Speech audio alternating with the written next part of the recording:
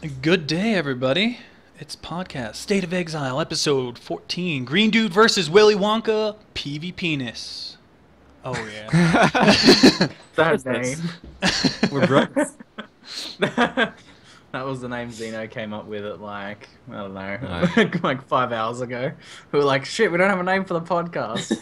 And Zeno's like, PvP-ness. I'm like, I have Really? to credit Hedgie for It that works. one. Hedgie said it once during a show, so I have to give him full credit. Oh, that's Yeah, right. sneaked it in there. He did indeed. So, before we Double actually go peanuts. into the introductions, I want to thank everybody that has helped make this successful. Willy and Greendude, thanks a lot for coming on. You're our guests. We're excited to pleasure. have you. I want to Thanks thank. for having us. Oh, no problem, man. Seriously. I want to thank Grinding Gear Games. They have been very supportive. All 14 episodes of this podcast. Thank you so much, guys. And you've definitely listened to some of the words that we had in. We've noticed some changes in game because of it. Thank you. Next, I want to thank Twitch, in specific Andrew, Anel, and Will. Love you three. You guys have done so much for the PoE community. I mean, look at 5 months ago. Don't get me wrong. Path of Exile has come a long way, and Grinding Gear Games has done a lot of work to make the game better. But we were barely at 400 plus members when Willy wasn't streaming. And now we're sitting at like 2K plus almost always. The PoE community has grown leaps and bounds, and thank you, Twitch, for definitely allowing that to happen. So it means a lot to us. And lastly, I want to thank all the viewers, mods, everybody out there that's watching this right now and participating along with it. Thanks a lot, guys. So, introduction. What do we got going on today, Ziggy? You know what we're talking about? I think we should start with our normal introductions, perhaps with our guests today. Usually we start off the podcast by talking, what have you been up to over the past couple of weeks in Path of Exile land? So I'm going to hand off to Willy first. What have you been up to over the past few weeks, man, in Path of Exile? I started out with an Ice Spear character because it got buffed, and it was very successful. I managed to die in the first map I did, though. It was super cocky. Went in and died the first map. But I remade it and did the same thing. This time taking Iron Reflexes because it's so good early on when you don't have good gear. And I got to like 82 or something with that character. And now I'm re-rolling a new character with Radiant Spirits, and it's incredibly powerful. A lot of people think it's been nerfed because they reduced the damage by 20%, I think. But now we got Generosity, and there was one other thing. But there's multiple things that have been changed that also increases the damage. So it equalizes out, I think. So if you get like a +2 staff or a +3 staff, it's madness. You don't even need to put any minion damage notes in there. I have a level 19 gem, and I kill Dominus in like 4 seconds now. So it's very strong. And I've been playing a lot just with viewers, and I had a funny thing happen when I was leveling up. A guy called Luffy Senpai. Most of the viewers that are from my stream should remember this. He was gonna roll the gem cutters, and I came in there to help him out because more people, more loot, right? And I tell him like, oh, you gotta roll plus quality. You gotta roll additional or support gems. And he manages to roll 19% additional quality on the gems. I'm like, oh, I'm gonna type, oh, it's good enough, stop. And before I'm done typing my sentence, he's already rolled over twice. And I will never forget that. I will never forgive that. But yeah, just been leveling up and having fun for the most part. How about you, Greendude? What you been up to, Especially man? Oh, go ahead. I started off wanting to do Spark, the classic dual Spark, because the crit chance has been buffed back to, well, from 4 to 5%, and the damage has been increased. But that didn't go too well, dying 6 times in Merciless because the character is like too weak. And so, yeah, that was pretty sad. And then I made a Summoner. That was really awesome, really strong. I really strong. recommend it. Yeah. The gear you need for it is mediocre at best, and it was also quad curse, which just makes it even better as a support. So the summoner was awesome, but then I died to the torture chamber boss because I tried to man up, but yeah. Which is a boss most people skip, but you manned up and you tried. Yeah, yeah. Respect. But yeah, the goal right now is, for me at least, I'm not competing in the ladder or anything. I'm just gonna spend my time making a second character for culling and try and make some money because, as we're gonna talk about later, I need a lot of currency to make some low-level dueling characters and craft some gear and stuff. So that's what I'm gonna focus on. So Pox, what's changed since the last podcast, huh? What are you doing now? Well, recently I was competing for the ladder. I've never done it before. I was pretty excited, going pretty crazy on my Shockwave totem spec, until I fought the strongest boss I've ever fought before. It's actually a stationary boss that doesn't even move and only activates when you click it, and it's called Ice Nova. Ice Nova decided to off-screen my character and one-shot me in a shipyard map, and I have made a new character, which is the same exact build as my previous one, only to overcome my fears of Senor Ice Nova box, and that's pretty much it. That's my Shockwave totem. But recently, I actually found a new liking to Discharge since I've never done it before. And Discharge, I'm kind of all about like the high clear speed things right now. It seems pretty cool, but the main thing is I was playing around with Vol Immortal Call, and I realized that someone had a build for using Vol Righteous Fire, and I was like, wait a second, I could use this as well. Because supposedly there's still a possibility your character can die between like that almost no frame time limit from like Vol Pact working with Vol Righteous Fire. Yeah. I don't really know exactly how that works, but with a Discharger, you go by, depending on your build, you can go by like Resolute Technique, which has skill duration increase, and if you're discharging endurance charges, you're typically going to have anywhere from like 6 to 8 endurance charges, if not more. So just saving up charges for Vol Immortal Call with increased duration and Vol Righteous Fire could be really interesting if you're a fire discharger, going, not allowing yourself to drop below 1 HP with Vol Immortal Call, and then just Vol Righteous Firing on like an Exile or a boss. So I want to kind of, see how it works, and that's pretty much where I've been. What about you, though, Zeno? Wow. Well, I've been dying a lot, and I've been playing a bunch of gimmicky builds trying to make some things work with no currency, and the one I've had the most success with is dual wield Sibyl's Paw Incinerate with the newly added dual wield block nodes all over the duelist tree. You got that horseshoe with... That's amazing. And there's 11% there, there's Dervish, which is 10%, there's a Bravado, which is 8%, then there's up in the Shadow Tree, there's another 8% dual wield, and then there's 6% at the very start of Scion. And if you choose to use Anvil, you could get a like 72% block with dual wield Sibyls, which would allow the double dip. You would get 12% instead of 6% every 5% block.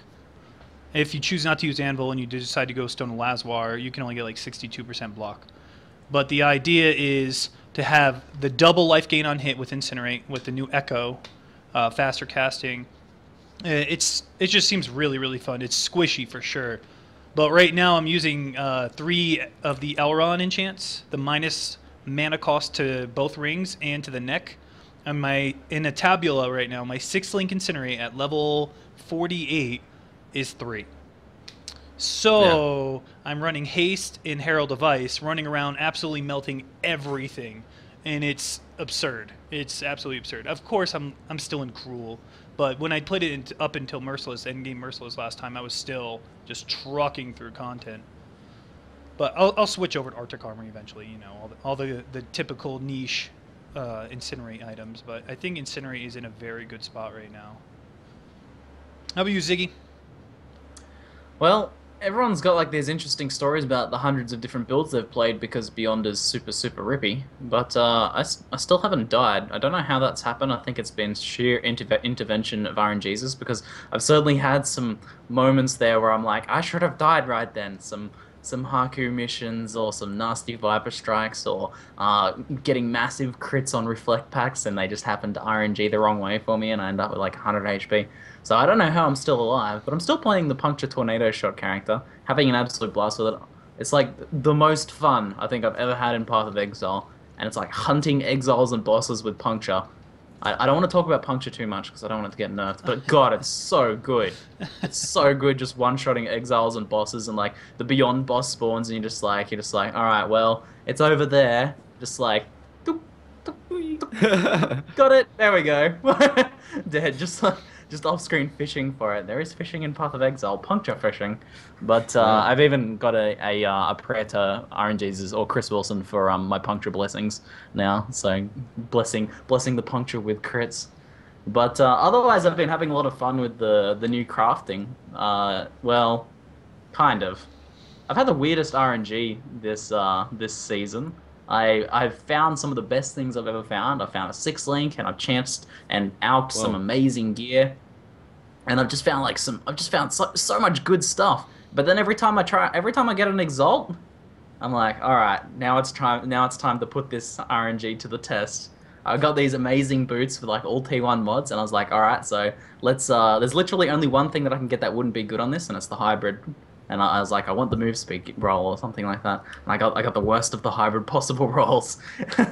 And that's happened every time I've used an exalt. I've used like 4 exalts now, and they've all nailed the exact worst mod. So I don't know what's going on, but it's been a lot of fun using that and the new master crafting bench rolls and stuff like that.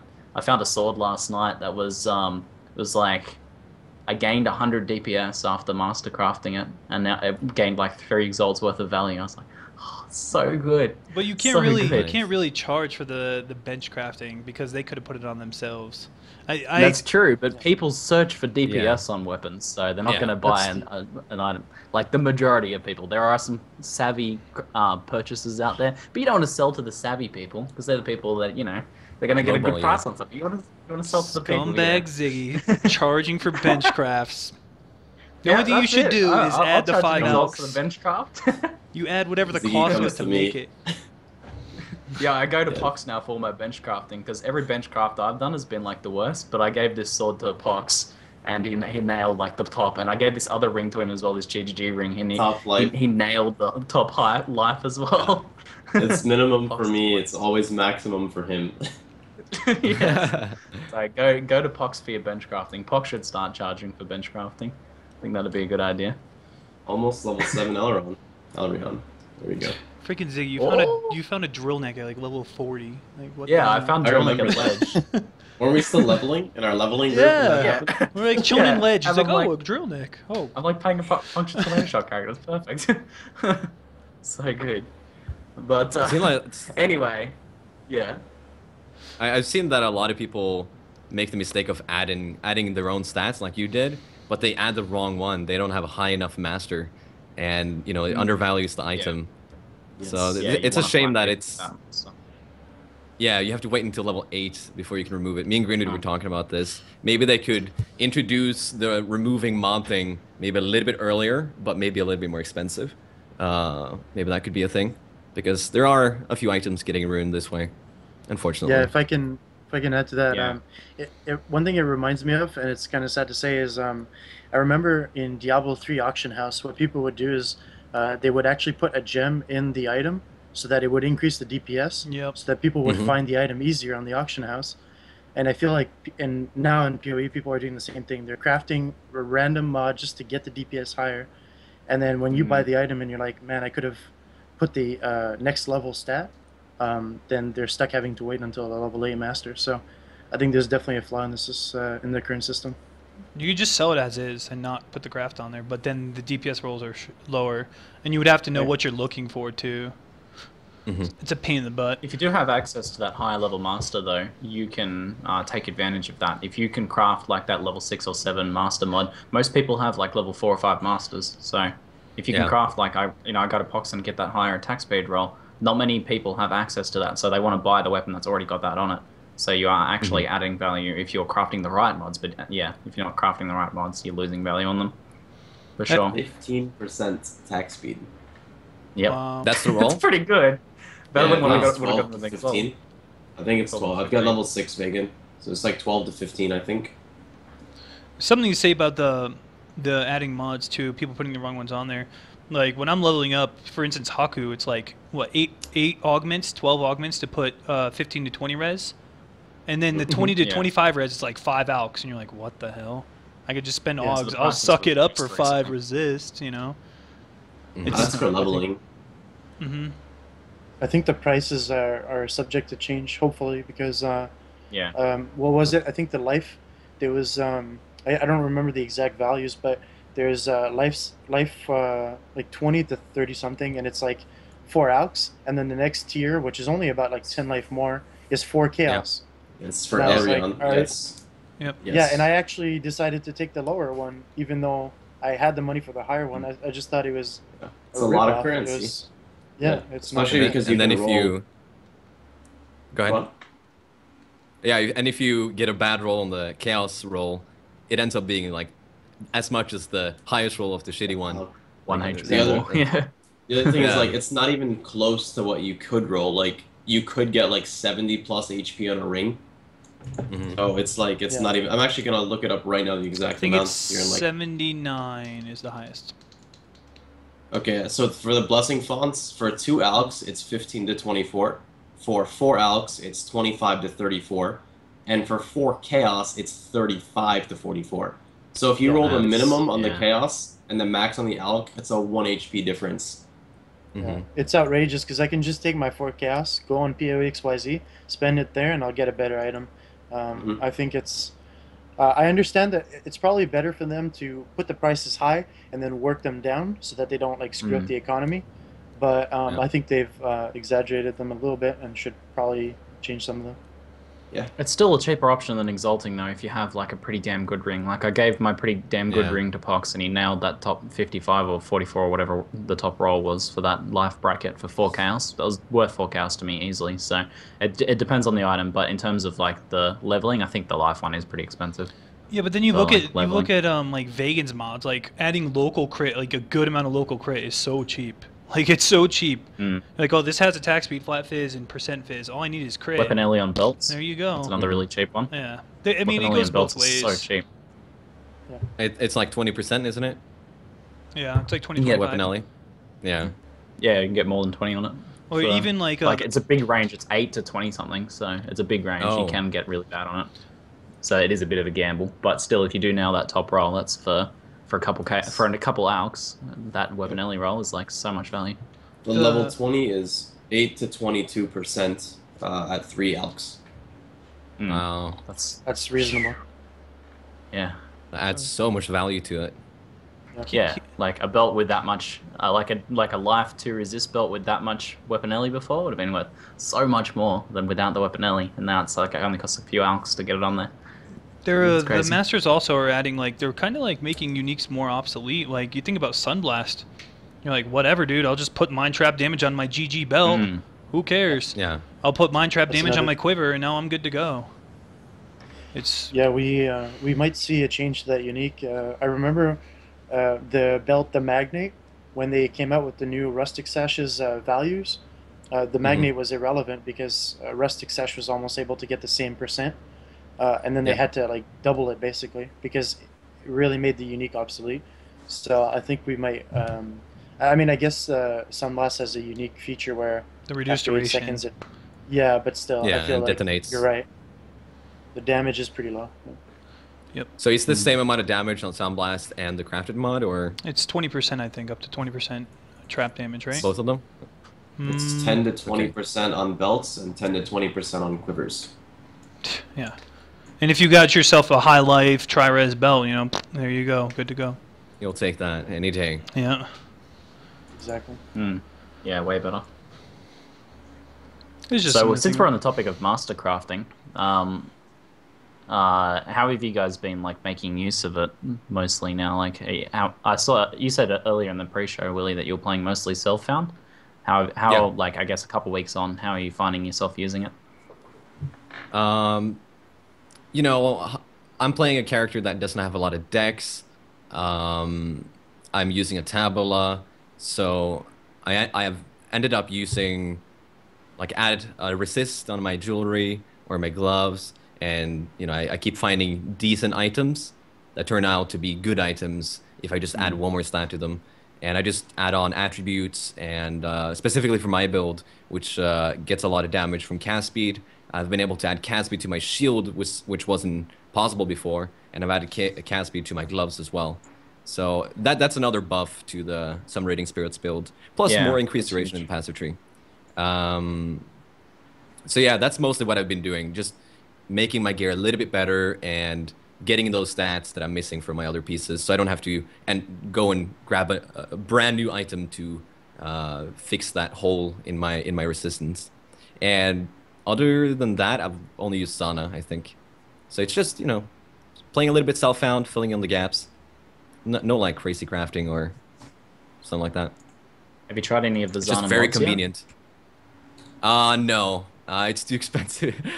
Yeah. I wish it was They're cheaper. expensive, aren't they?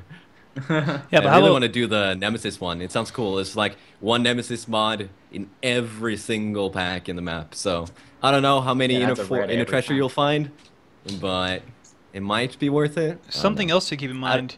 You can get the old uniques, the legacy uniques in those maps. That's true. Yeah. That is huge. I want that headhunter.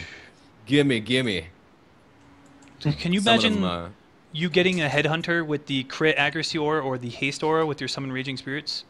oh my god. Yeah, like Yes. you just be Please gimme, slamming gimme. them out. And I guess maybe Pox would like that amulet. What's it called? Dorianis Catalyst or something? No. Yeah, That amulet I discharge know what you ammo. mean. Yeah. There's Yeah, some crazy stuff, man. Like, oh my goodness. Just there's so much possibilities now. But no, I haven't done, So, done any. Have you guys? Yeah. No, I haven't touched it at all. It is too expensive. I think it's only worth it on those really high-end maps anyway. So Mm-hmm. I haven't touched it yet since I've only sort of just started reaching like 73, 74 maps anyway. I've been going at Yeah, a pretty same. slow pace. So how about the Paradise? Let's talk about Paradise in Zana. Has anyone Anyone actually got it? Any of you guys got it? experienced it? I have not. I have Oh not got my one. god. It was beautiful. I think I got 18 or 20 million XP in my gems. Like, it's so good. I wish more people were selling it in trade chat. I'd pay like 5-10 chaos easily to just get in there and level up my gems. The XP was okay. I think I was level 80 and I went from 80 to 81 and a half, and this was a Okay. 66 map. Oh. It's Oh. a deal. And my buddy Okay. Uh, 66. yeah. It was okay.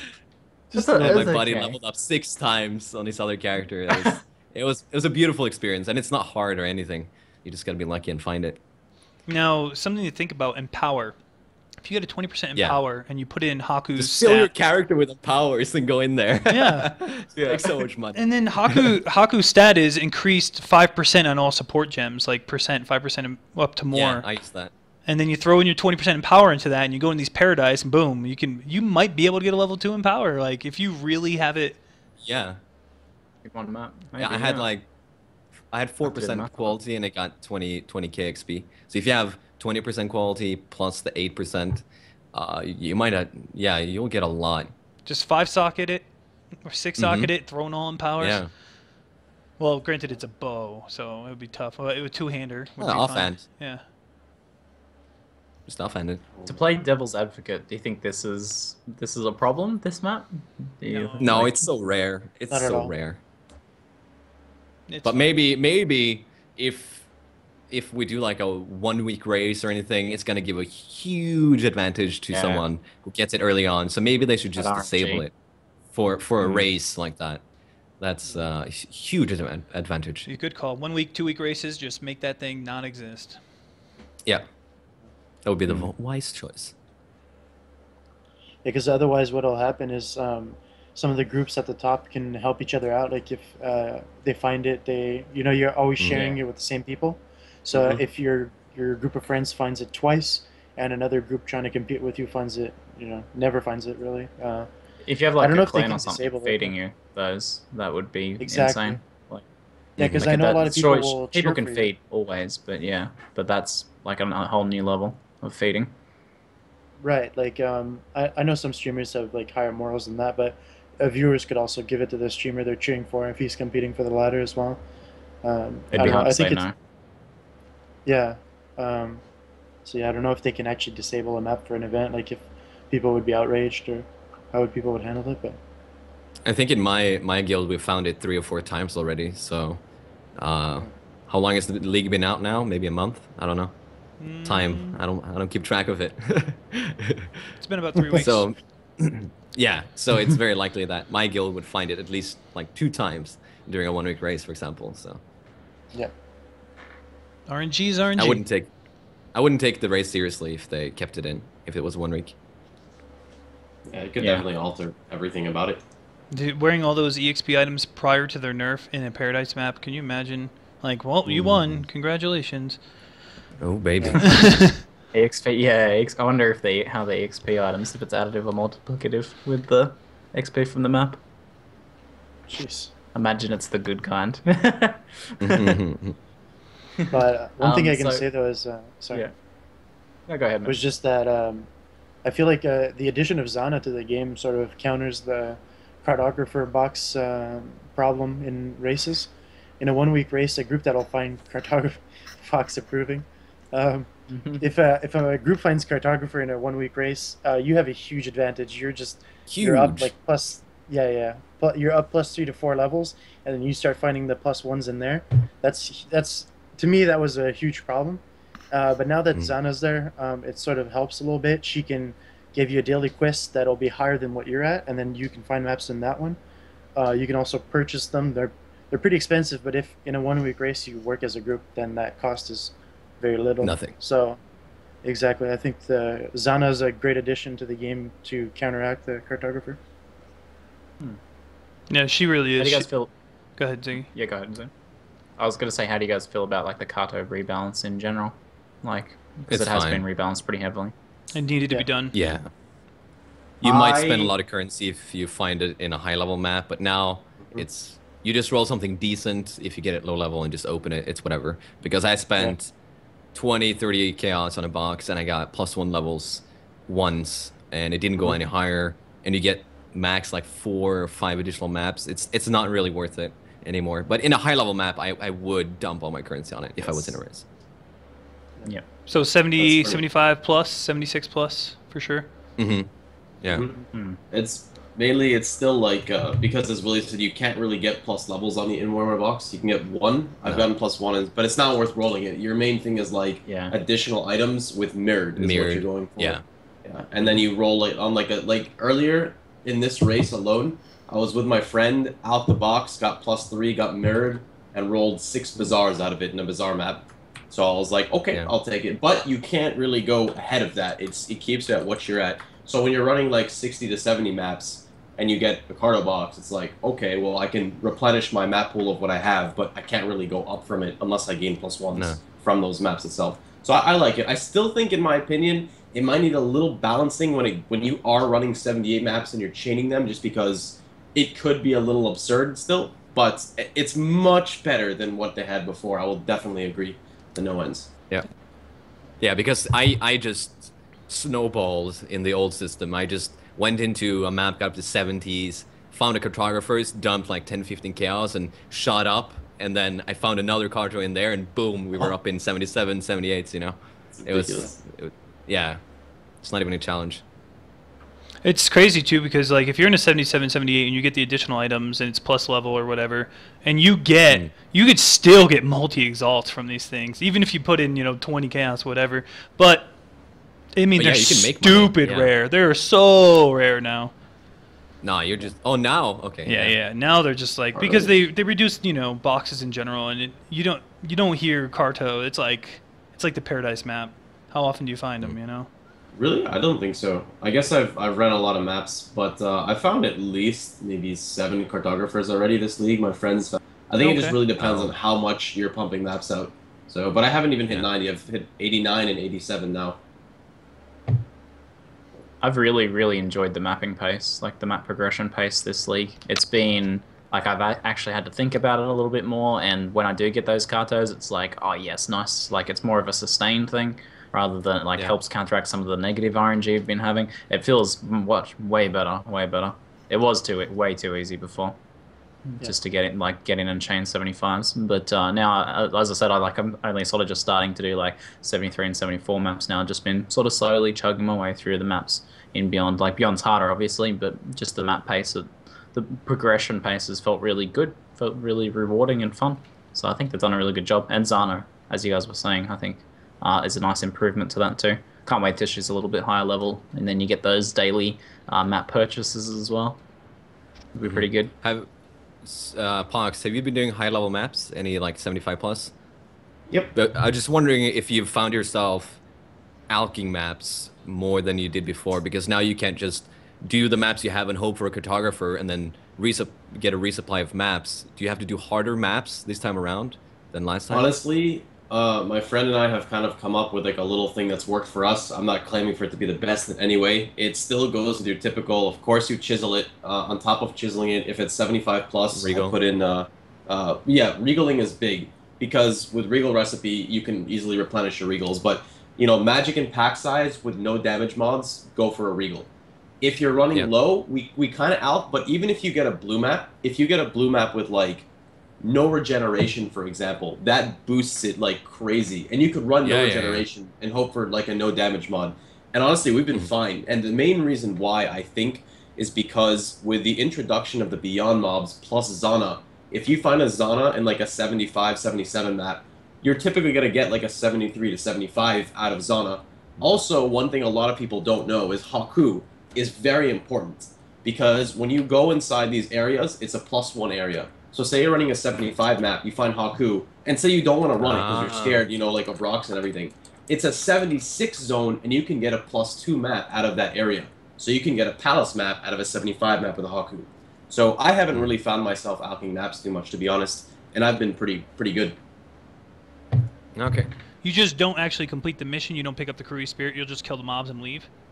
Well, I pick it up and do it, but I'm saying for people it's who not are, that scary you know, yeah, for people who don't want to do it, just at least clear all the mobs out, because it's a +1.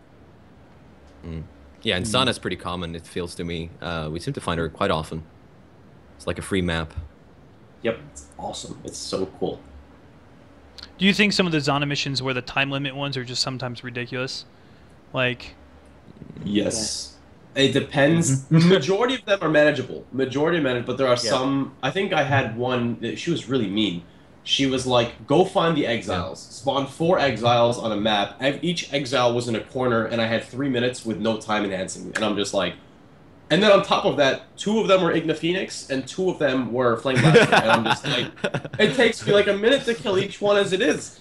So, but to be fair, I mean, the risk versus reward is kind of all over the place. Sometimes you get a really easy map with, you know, great stuff out of it, and sometimes you don't. But in the end, I'm not complaining. It's a free map. You're not allowed to complain. You get to wake up in the morning with your group of 5 or 6 people, run a daily for 5 or 6 free maps. You're pretty much guaranteed to get something out of there, and then you get free experience, and I love it. I think it's great. Yeah, we did one. Definitely. Sorry, can I go? Yeah, go. Yeah, yeah. We've done a few, and you never will know what you're gonna get. So it sucks when you get like Ellie weakness and like vulnerability stacked on top of each other, which can happen. But we did one with fracturing sea witches, and it does seem intentional that those two are together. I think they made that on purpose. A lot of the mods are locked in place. I'm sorry. They're gimmicky, like all fire, all lightning. Gimmicks like that. But it's so much fun. Like that was one of the first fracture maps I've done, because it just seems like a hassle. But with the Beyond, we spawned 3 bosses, and we were able to fight through them for the first time. And one of my viewers died as well. It was just so exciting. So that's one of my my best and worst experiences with Zana. So Greendude, you were mentioning something about Zana, her being a problem with the hideout, almost like she's necessary. You got anything you want to comment about that? Right. I feel like how the masters work out is there's a certain order to them that you pretty much have to have them. You know, you can argue it a little bit, but I feel like everyone should have a Zana and an Elron, and whatever. The third one has to be Haku at the start of a new league, and then it switches from Haku to whatever you specialize in. So if you're, pardon me? Vorici, he's very handy with the sockets. Yeah, that can work too. Or like anyone you're specializing in. Like if you're a wander, you want the wand girl. Yeah. If you're doing daggers, you want the dagger dude. And so I feel like everyone ends up having Zana and Elron and that third variable, which I think is I wouldn't know what the solution would be, but I feel like it's kind of a problem. Like everyone's just like has the same masters. Is that really like intentional? Should they maybe change some of the rewards from them? Like I don't know. I haven't really thought about a solution, but I just wanted to point it out that I feel like it's almost necessary to have Zana if you're in maps. It's almost necessary to have Elron just because he's OP. Like I don't know. How I feel yeah, I about totally it. agree. Yeah, I've seen most people have the same ones. Go ahead, Ziggy. Yeah, I've seen a good solution for long term was to when they're level 8, they free up their spot so that a level 8 master is allowed to be in a hideout without taking up one of those limited slots. So once you've got them, you can keep doing their dailies in that, but you can start leveling another character. So in the long term, I think that would be a nice solution. But I do think short term, there's still that problem. Yeah. Oh, you mean so if you get all of them to 8, you could have all of them? Is that what you meant? Yeah. Yeah. Or if you have your main one, you have Tora, and she gets to level 8, she can stay in your thing. You don't need to kick her out or anything. That'd feel a bit weird. And then you can start leveling up another master. You invite another master. It's like Tora's like, you know, she's progressed to the point where she can invite someone else. So once you hit level, sounds cool. once a master hits level 8, you never have to boot them, or Yeah. they don't count as a master in your hideout anymore. Eventually, you can have all 7, That's 8 insane. level 8 masters in your zone if you've achieved that, which is pretty damn hard to achieve. So I think is Yeah. like it seems like a justifiable reward. I agree. Yeah, I think that's really good. I guess that kind of brings us to the topic of the difficulty of getting them to level 8 in a 3-month duration. I don't know how you guys feel about how long it takes to get level 8 and if it's worth it in a 3-month period for players who aren't necessarily at the top of the ladder. What do you guys think? So I play like 6 to 8 hours a day, pretty much every day. And I'm doing kind of what I think GGG intends, which is just discovering them as you play. So I think that's they really are pushing, like by the nerf of title and everything. They just want you as you're leveling to find them or as you're mapping to find them. So just doing that, I don't even have a level 6 master yet. Like I haven't been sitting in Global 820 at all. I haven't been like really sharing with a large group of people master mods. Just doing I think what GGG intends, and no chance am I going to reach level 8 on all of them. Maybe my main master in the 3 months. I don't think it's going to happen. So I think that maybe there needs to be some retuning there if that's their intention, that you just discover them as you play. In all I know honesty, they kind of have to tune people around min-maxing, but yeah. in all honesty, a casual player who plays maybe 10 to 15 hours a week should be able to at least get 1 to 3 level 8 masters by the end of a league, near the end of the league, in my opinion. But at this rate, it's like not gonna happen at all. Like it's just not gonna freaking happen. Like you have to be like a hardcore gamer, like 40 hours a week to get level 8 on everything. Exactly, and at this point, I want to say, like, okay, so you've spent all this amount of hours and time in a 3-month period to get them level 8. What are you actually getting out of them by the, like, I don't know, if it takes you 2 months, by the 2-month mark, do you really still need them at level 8? Like, is your gear, like, isn't your gear insane enough that they probably don't give you anything that worth it? Like, value? Yeah. Yeah, it seems like the amount of effort you put in and the time it takes, by the time you get level 8, I don't even know if it's really that worth. Maybe in a permanent league, sure, but in a 3-month period, I don't know. I'm not striving for 8. Yeah. Well, I was thinking something a little bit different. So I've been playing, I guess, a bit more than most average players, and I think my Elrion is at like 75%, almost level 7 now, but still nowhere near level 8. But at the same time, I don't believe that GGD should cater towards, you know, like, I don't want to really say casuals, but people who don't play as much, because of the sole reason that you could trade an item to someone and they could craft it for you. So I do kind of feel like the level 8 should be kind of exclusive. So not everyone can just be like, oh, I have a level 8 one. I'm just going to go craft all my own stuff. There's no reason for me to buy anything. But at the same time, I do feel they should tone it down in a way, possibly, because it's been, you know, a decent way through, and I don't think we have anyone with a level 8 master and beyond yet. But at the same there is time, for sure. In beyond already? Okay, there you go. Yeah, Then. for sure. Yeah. Yeah. Okay, there you go. I was incorrect then. I apologize. But one thing I will state is maybe they could do something to reward the players who play a lot. So, for example, you get maybe an EXP chain for going. So for every, you know, say maybe you can go on like a 5-way chain, and for, you know, say you do 5 Elrions, you get maybe a 15% experience bonus for the, you know, the rest of however many hours. As long as you find an Elrion within, you know, 1 or 2 hours, you'll continue on like this short, like this minor, like 15% experience train or something, you know, just something random out there. But that's pretty much. That's promoting what GGD doesn't exactly want people to do, though, which is to intentionally just farm them. Or maybe you could do the opposite, where if you do your daily, you get like full XP. I think it's actually a 250 multiplier from the ones you encounter in the world or something from a daily. But anyway, you could do the opposite of what Pox is saying, which is you get full XP on your daily, and then the more you do during the day, the least they give XP maybe. And just tone up the make it higher, the base amount. I'd like to see that, because I don't see like in a 6 to 8 period, I see like maybe the same master twice maybe. So yeah, yeah, I think that'd be a pretty good solution.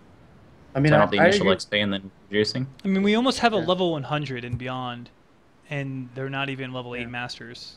I mean, Mm. getting a level 8 master should not be the same difficulty of getting level 100.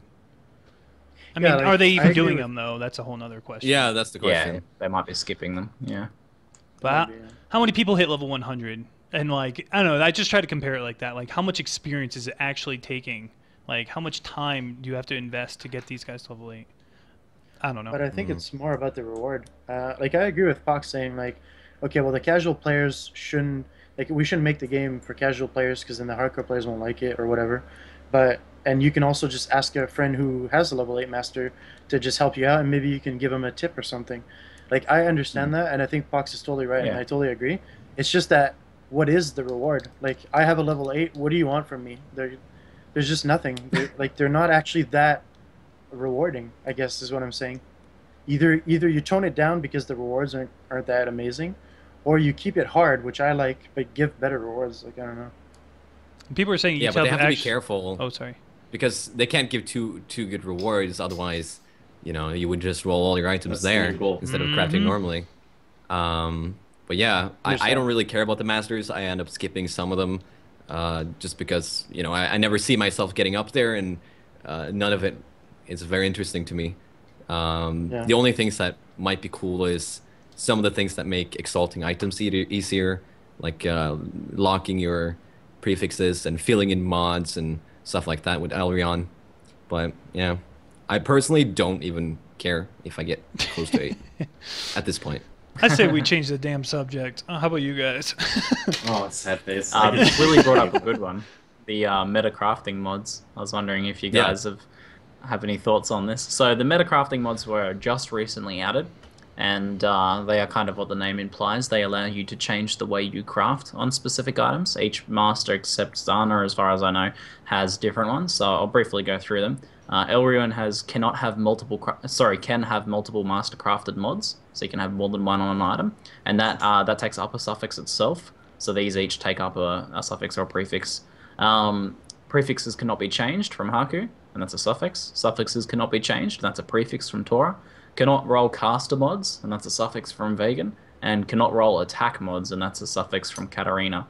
So have you guys had either any experience with this, or any thoughts on any of these ones? We'll start off with Willy again. Yeah, like Morris said, this changes everything. Especially Yeah. with Vegan and Katarina, you can remove the possibility of getting a casserole or an attack mod on staffs, wands, scepters, and daggers. And if you ever tried to roll one of those items good, you know how hard it is. Like I rolled my Kraken with 90 exalt value, and that was like super duper lucky. Like I was so lucky. I imagine a lot of people spend hundreds of exalts doing that. But if you can remove the caster possibility, you remove like 1/3 of all the possible rolls that can be rolled on such an item. So that makes a huge difference for high tier crafting.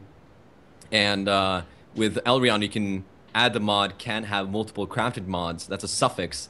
So you can do that and like fill in, for example, on a mace, if you have attack speed already, you can put that on and fill in the last suffix, and then you can eternal exalt only prefixes over and over until you get the damage, if that's what you want. So it makes it cheaper for high tier crafting. You know what's freaking awesome about this? Those +1, +2 staves with top tier spell damage. Oh my god. Yeah. Your I summon got one of Raging those. Spirit? It's never sold. Never I sold? found one with like 80 or 90 spell damage, 80 crit chance, and +2 lightning, and it's still in my stash in hardcore. Like it's never sold. But yeah, +3 fire staffs with cast speed. Oh, baby, I want Raging Spirits. Very strong. Oh my god. It would be kind of OP if they give Masters that. So no wonder they didn't. Yeah. What are your thoughts? Yeah, have you Fox? guys seen any more possibilities with these these meta crafting mods? Not really. Kind of just going with what you said, Willy, of how incredible it is now, of how it changes everything, how you're turning a hybrid weapon, sacrificing a stat on it, but guaranteeing you're going to roll, not guaranteeing, but eliminating, as you said, a third of the possibilities, which I really like because I don't really like, trying to Eternal Exalt something that has endless possibilities, whereas, I really think that's cool because I really like that. That's pretty much all I have to input on it. Somebody on Reddit said something about if you add like 2 of these stats, I can't remember the combination, they could like chaos it and like reroll like all the prefixes or reroll all the suffixes. Is this possible? I haven't really thought about it. What happens because is it would reroll the mastermind too, wouldn't it? It would reroll the mastermind, yeah. Mm-hmm. Hmm. Oh, okay. I do like something to mention about Masters is like you can use their mod as a placeholder too. Now, granted, you have to have a level 8 to remove it, but let's say if you want to Eternal Exalt, your suffixes are good, you already resist cap, so you don't really care, so you just throw on a resist or something like that. So now all your suffixes are taken up, so your Eternal Exalts will be nothing but prefixes. That way you're not spending nearly as much money. You can use them as a placeholder, which I thought was kind of interesting. Yeah. That's neat, actually. I didn't think about that. Just an interesting note. I don't think it's necessarily a bad thing, but I've never seen, prior to this, a perfect item in Path of Exile. Like, the perfect item was an unheard of. I've seen items with all T1 mods, and like 4 or 5 of the mods were perfectly rolled. I've never seen a perfect item, though. But since this You mean Divine change, Perfect as well?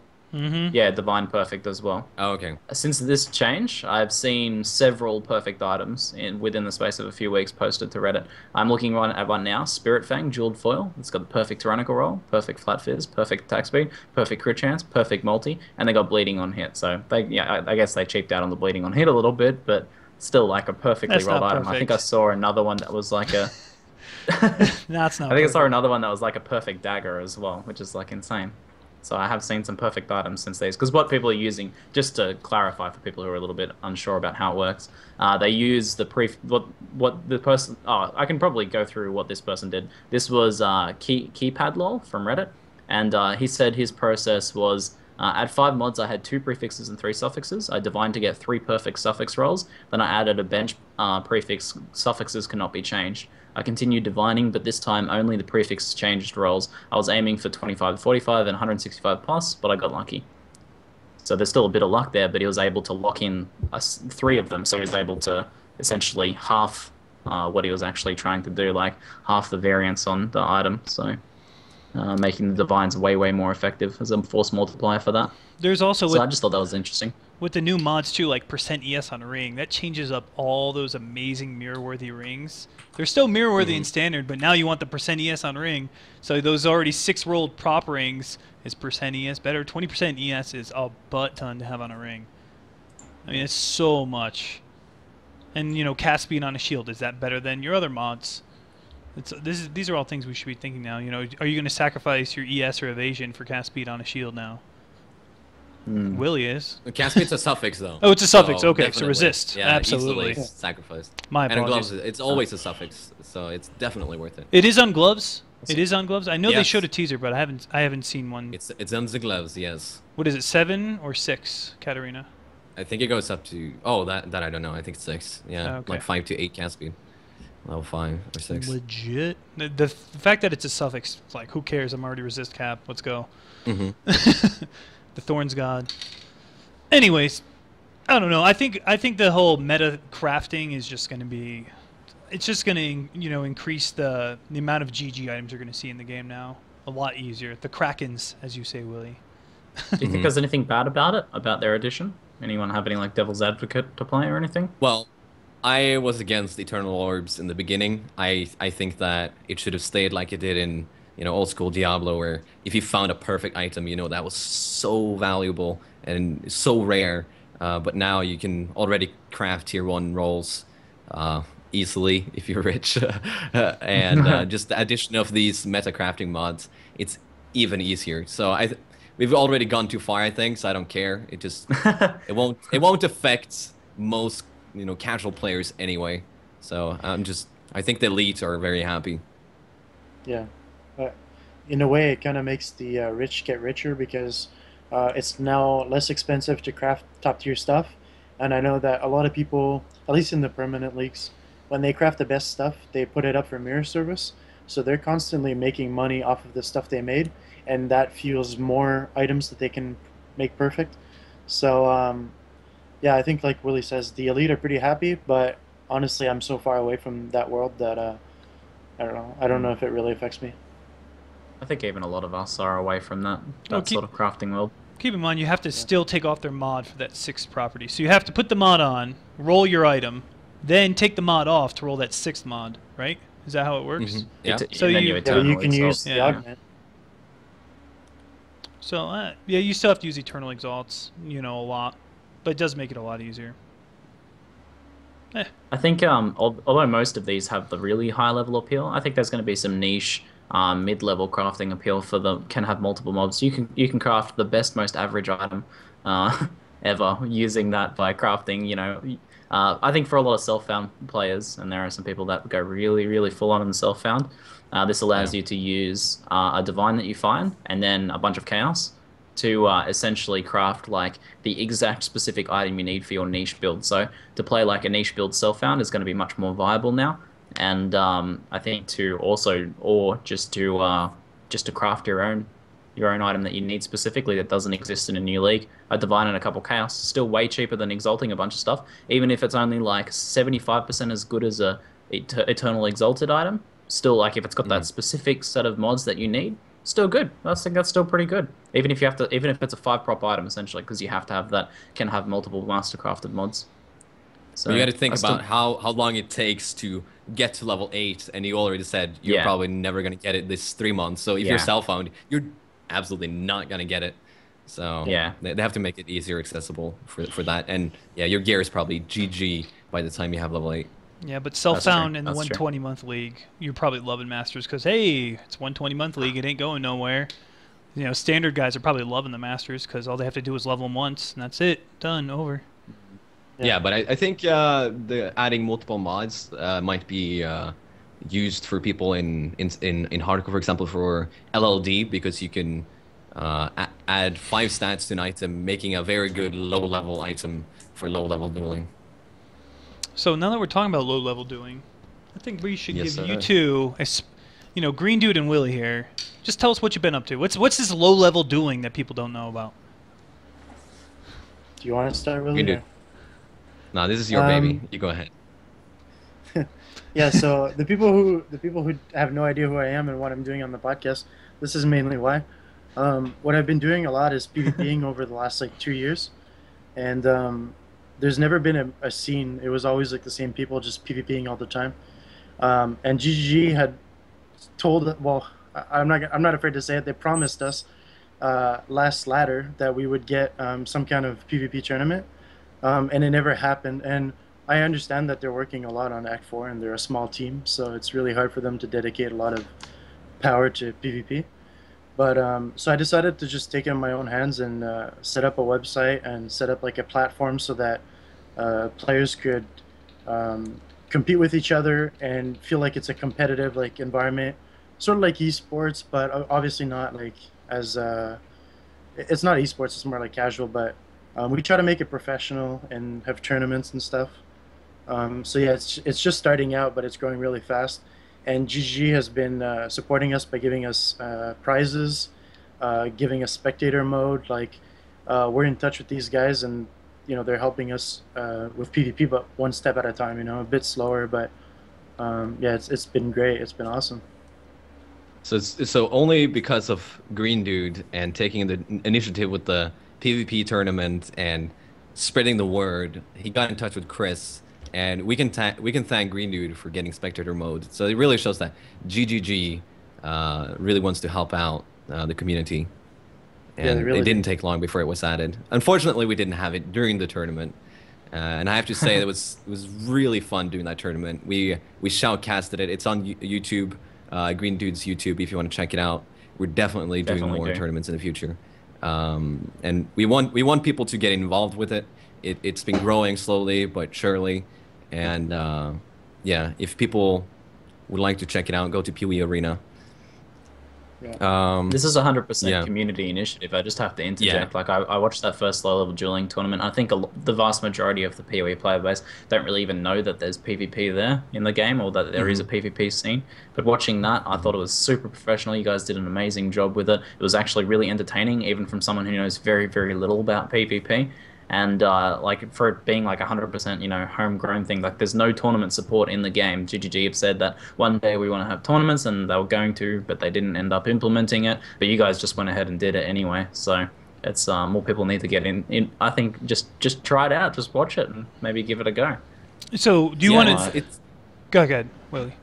Yeah, it's easy to get into too. Like, you don't have to have a level 100 character. You don't need to have some of the most expensive uniques in the game, like, you know, combs and chevronis and stuff like that. You just need to have a level 28 character that's kill piety. You don't progress further than that.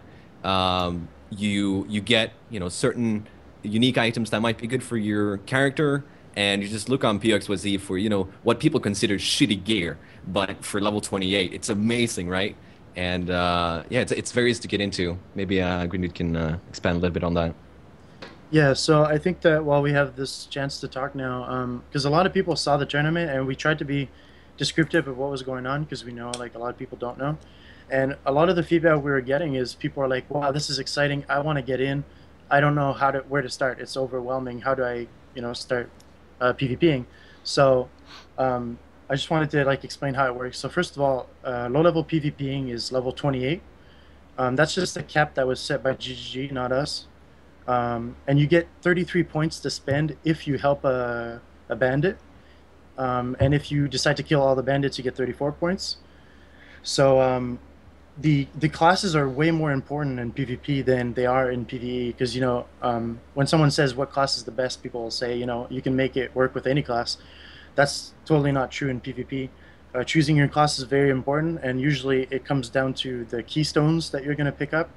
You know, like, if you're going to go crit low life, you're going to just pain attunement, stuff like that, crit chance. Or if you want someone with resolute technique, you might consider a Templar, duelist, or marauder, and stuff like that. So classes are a really big deal. The gear is very accessible, and that's something that it seems like people aren't understanding. And this is especially true with crafting benches now from the expansion. You guys have to understand that even though for PvE the mods for the crafting benches are relatively low, for PvP they're top tier. This is like T1 mods. So if you find an item that's level 28 and it's got like tri-res movement speed on boots or something, and you don't have the life, well, when you add that life, not only does the item become GG, but also you can add the top life bracket for PvP. So I think people have to understand that crafting is, like, with the crafting benches, it's a lot easier. The uniques are very cheap. Some of the uniques we're talking about is like Wanderlust, Dream Frags, Chayula for stun immunity, freeze immunity. You know, then there's some more expensive ones, like Astromantis is good for some builds. But the uniques are really accessible, and it's really cool some of the stuff you can do. Like, you know, for example, a Fox Shade. Fox Shade isn't really used other than for leveling, but in PvP, if you get a 6-link Fox Shade, you're golden. Like, that's just insane. Even like a Cloak of Flame in PvP, you can 6-link a Cloak of Flame because it's a unique, and it reduces your damage by 20%. Like, it converts it into fire. Very cool stuff you can do there. And yeah, just awesome stuff. Also, you can Volorb items to try to make them better. Like, if you have a quiver like Broadstroke, for example, and you're thinking about doing Puncture Trapper, you can actually Volorb the Broadstroke and get +1 arrow, and then drop your LMP, and then you get like a 40% more damage to your stats. So, yeah. Before I keep going though, did you guys have any questions that, like, because I know some, I think it's only Willy that's really involved in PvP here. So I was wondering if you guys ever had questions. Yeah, I actually have a couple. Involved. Now, like, when you're doing these PvP events, like, what skills, like, normally dominate? Because you think in PvE, oh, this skill's always going to be good, this skill's always good. But in PvP, especially low-level PvP, it completely changes, like, what skills are really dominant now since the change in the patch.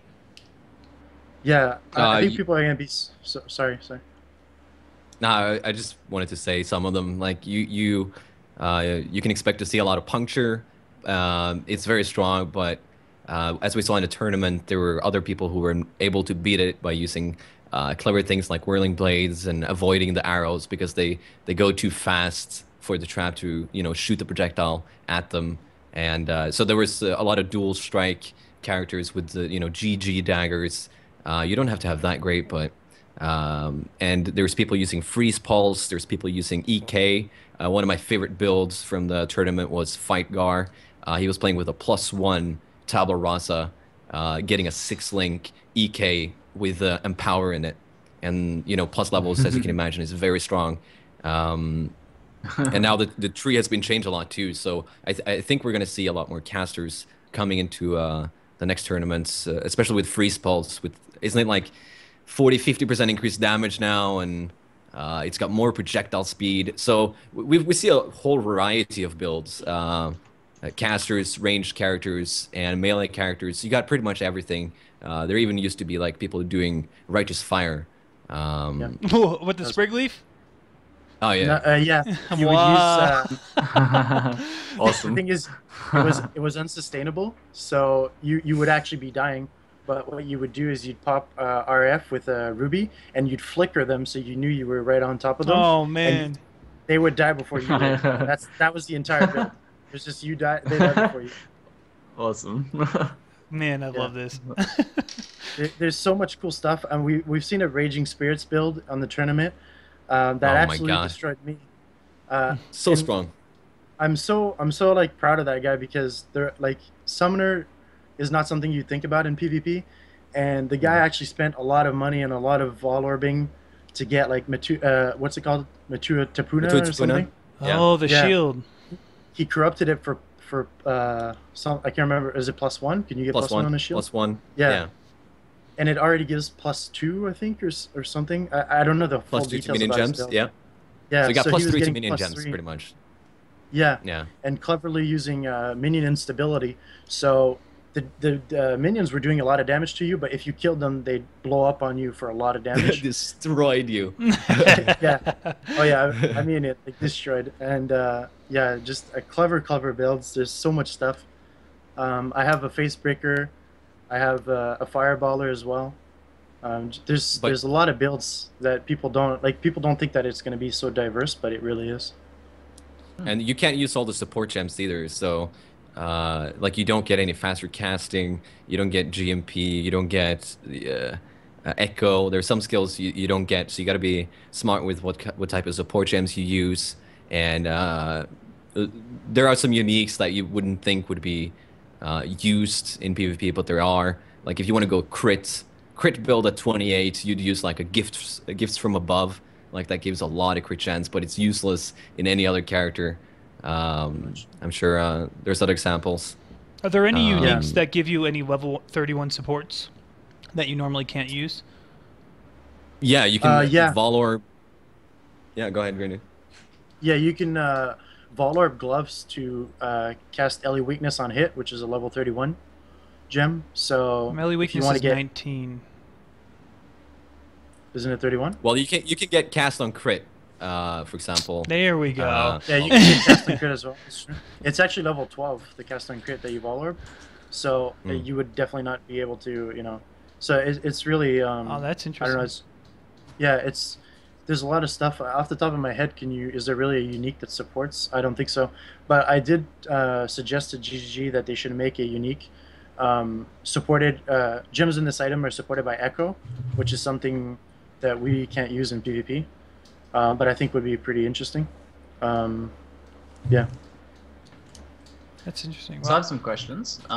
One question from chat was, is there low-level dueling in both hardcore and softcore, which is more active out of those two? I think people are going to be surprised to hear that hardcore is more popular than softcore, at least for LLT. And I think also for high level, I think it's more softcore. But the thing is, they're growing very rapidly because the people who get into PvP, they're actually so involved into it that they'll actually make a character in both leagues so that they can always play every tournament. So like the guys that currently are playing PvP are so dedicated. And these guys these guys are all like almost like a family, you know, like they really care about the people. Like if you're brand new to PvP and you sign up on like PoE Arena and you post a question, you'll get answered like within a few hours. And these guys will be thorough. They'll tell you everything you need to know. Some of these guys back like 2 years ago would not share a single detail on their build, and now they're posting the entire thing on the forums because they're realizing that by sharing the knowledge, we're growing the scene at a pretty rapid rate. So it's really good to see. Yeah. That's legit. No, something I'm pretty sure is a big misnomer is that the hardcore league, when you die in the PvP scene, you keep your character still. It's just the economy that differs between the two, correct? Exactly. It's PvP is technically the safest thing you can possibly do in hardcore, if you want to see it that way, because you can wear like all the godliest gear. You can skin your combs. Just like if you literally want to skin your combs on your chest piece so that your LLDer looks like he's like wearing combs, you can do that, and you know you'll never lose the item. Right? So some of the characters. There are people running around with legacies. Yeah. I've seen people like skin Aegis, skin combs, skin demigods. You can do it all. That's pretty neat. That's awesome. One thing I want to bring up for people in the chat who don't understand how fun this tournament actually is. When Willy and Greendude do the shoutcasting, you guys like don't understand. It's like watching a movie. You see like contestant 1 and 2 just going at it these low levels. Like it's literally it's so crazy. And then you have the live commentary and everything, and you hear like the crazy ups and downs, and you see like these different combinations of people fighting that you would never expect, just as they're saying, like summon raging spirit and righteous fire, flicker strike. Like you guys don't get it. It's so crazy. I highly urge everyone to tune in on the next shoutcast when it comes up. It truly is so much fun. Like give them some of your time, and I promise you will not be disappointed by it. I tuned in and I watched, and it was crazy. I think I was watching the EKer versus the summon raging spirit. I think that's what I was watching. It was so cool. Yeah, it was really, really cool. So that's pretty much what I wanted to chime in. And thank you, everyone. Oh, I'm sorry. Go on. Yeah, sorry. I thought you were done. But yeah, you see some wide variety of builds, and you wouldn't expect level 28 to be fast-paced, but it really is, and it's just a pleasure to watch. And we actually had one of the best finals we could have ever hoped for. It went to the last round of the last match, and it was a close one. Like there is balance, and of course there are some builds that are direct counters, but there is a high level of balance in level 28 PvP. Wow. Yeah. The thing that struck me the most was how clever it all is. Like, there's so many clever answers to different, people come up with these different things they're going to do, and then there's so many clever answers to it. Like, people will run skills just to deal with these specific situations, or they'll even, swap things out to answer certain things that another build does. Like, just, some simple examples, like, for example, having Arc to deal with the other person's trap, even though Arc's not your main skill. It's, super basic example. Just, lots of little clever things like that. But even, the Animate Guardians with, League Cast and stuff for bonus damage and things like that were just really rad. That's, what really excited me the most about it. I was like, oh, that's so clever, and you guys pointing it out, and I'm like, oh, that's pretty cool. It's awesome. Yeah, there's those small things you can do, like you can attach those Gouda gloves. I don't remember the name. Shackles of the Wretched. Shackles of the Wretched. Yeah, you put it on your Guardian, even if he dies, you get 6 Frenzy charges, and you just go crazy with the flicker strikes. And wow, that's amazing. Greendude used conversion trap against a raging summon spirits guy, and throwed multiple conversion traps and converted them and killed them with his own rating spirits, for example. Very clever play. That's awesome. Yeah, I remember. And smoke mine is very used. Yeah, go ahead.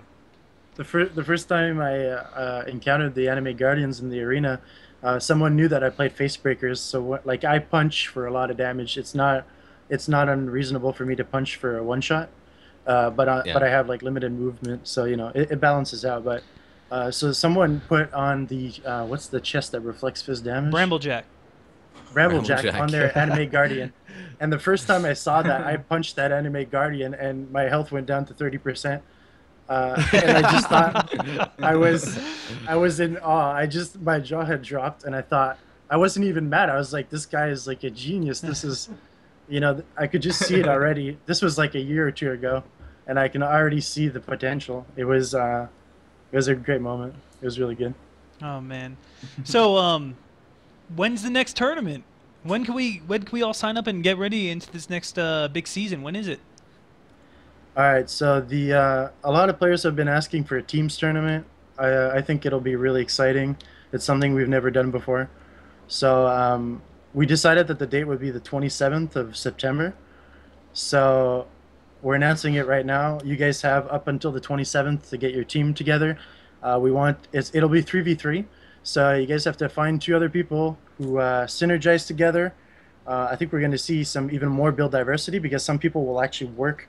Their builds will purposely work together. Synergize, Yes, a good synergy there.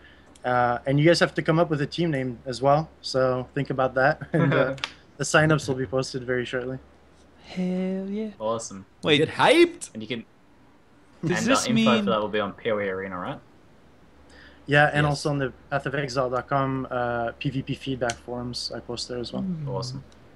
I'm predicting Smelly Prolif 1000 Ribs and 6 link action. That's all I'm predicting. 3 people. Yeah, I Is think this we're just gonna going to be see some- hardcore? No, it's going to be softcore and hardcore, so yep. And Awesome. I think we're going to be seeing some maybe some cast on death. I don't know. Oh, mind blown. So we'll see. It actually makes sense in a team setting. It's awesome. Cast on death portal Yeah. so you can GTFO. I've seen these. That one these guy two up in the guys- face just like, kill me, bro, kill me. You won't. Yeah, Too scared. there's like 2 guys in I think it's in softcore. They made like 2 characters that work together, and from what I heard, they win every 2v2. They have some kind of like arc power charge on crit, cast on death discharge, and so the arcs were bouncing between the 2 enemies if they were too close to each other, and if one of them got killed, they'd take down the other with them. So just some crazy stuff, man. It's gonna be exciting. You can probably use like Daughter's Elixir maybe. I don't know if that's low level item, but It you is. can Yes, kill you can. yourself with that. It's a with, greater like, Blood mana Rage. flask, Just, I believe. just run in with like all the charges and Kamikaze. Check this out. I went to Sarn Arena on my Viper Striker maybe a month ago, and I'm running around. There's some guy. It was a bot. He was like just swinging a weapon, doing nothing, just auto attacking with a weapon. I was like, oh, what the hell is this clown doing? So I kill him and cast on death everything. Armageddon, and I die. I'm like, cool. I just died to a bot. I can't say. So a few people in chat have been asking about high-level dueling. I know low-level dueling is like probably the bigger focus because I think the perceptions are that low-level dueling is more balanced and more varied. But you recently tried some high-level dueling stuff. So what is high-level dueling, and is it something people can do as well? Yeah, so it happens in Merciless, and it's any level requirement. There's as soon as you're in Merciless, you're qualified to participate. And yeah, it's I didn't know what to expect from it. I know like a lot of people think that it's probably unbalanced, and it's really easy to get that image if you're just like PvPing with your friends with PvE characters. But when we did a tournament yesterday, and I recorded it all, it's going to be on YouTube. The tournament was really exciting. Some of the matches came down to the very last round, and the builds are like completely different from LLD. So like you'll be watching LLD, you'll see some of the meta, and then you'll look at a high-level PvP, and you're just going to be mind-blown. It's like completely different. Some of the notable stuff, just to get you guys excited, I saw someone use Frostwall Spell Totem to sort of like lock the person in the frost walls, and then he'd shoot lightning arrows, which would bounce off the frost walls, like because they would hit the wall, Pierce. they would blow up. Pardon me? He would use Pierce, so he'd go through all the frost walls and do Right. the AoE every time. Yeah. Right, every time cool. he hit the frost wall, it would do the AoE. So the person stuck in the frost wall would take a lot of damage. Just a lot of cool stuff like that. Very exciting stuff. A lot of EKers and freeze pulsers, and yeah, just really cool stuff. So now that we know that it's like fun to watch high level, I think we're going to be able to maybe stream one of them, and maybe even do a teams high level. We'll see about that. I think people need to understand that it's more balanced than what people assume it is. I think that's mainly what people need to understand. And it's tough too because there's like a lot of like in the current state of the game, obviously grinding your games isn't going to do that much PvP balance, but they still do some in patches. You know, like Righteous Fire, for example, got hit with the nerf bat a while back. But Yeah. I don't know. I'm surprised it is that balanced a high level duel. Like you wouldn't expect that at all. Like at all. Exactly. I do feel like if you're brand new to any PvP at all, or if you're like not someone who gets really rich in the ladders, then I feel like LLD is more your thing because it's really accessible. Like literally anyone Yeah. can jump into LLD. High level PvP is more something I recommend to people who they play the ladder and they grind the maps all day, and then when their shit gets dumped in the permanent leagues, they have like exalts and mirror worthy items and legacies all sitting there. Those guys should really consider high level PvP. So I think you can, you can pick the one that more suits you. So how OP is Aegis in PvP high level? Is it as OP as everyone thinks it's going to be? Or Not anymore. well, you said The legacy. reason, right? Well, it's no, but that's what I mean. Like, it's not anymore because we have a block penetration gem now for Right. PvP. For those who aren't aware, it's like you trade. I don't know the recipes on the wiki, but it's like a 40%, 20% shield with a puncture. I think you vendor that, and then you get yeah, something like that.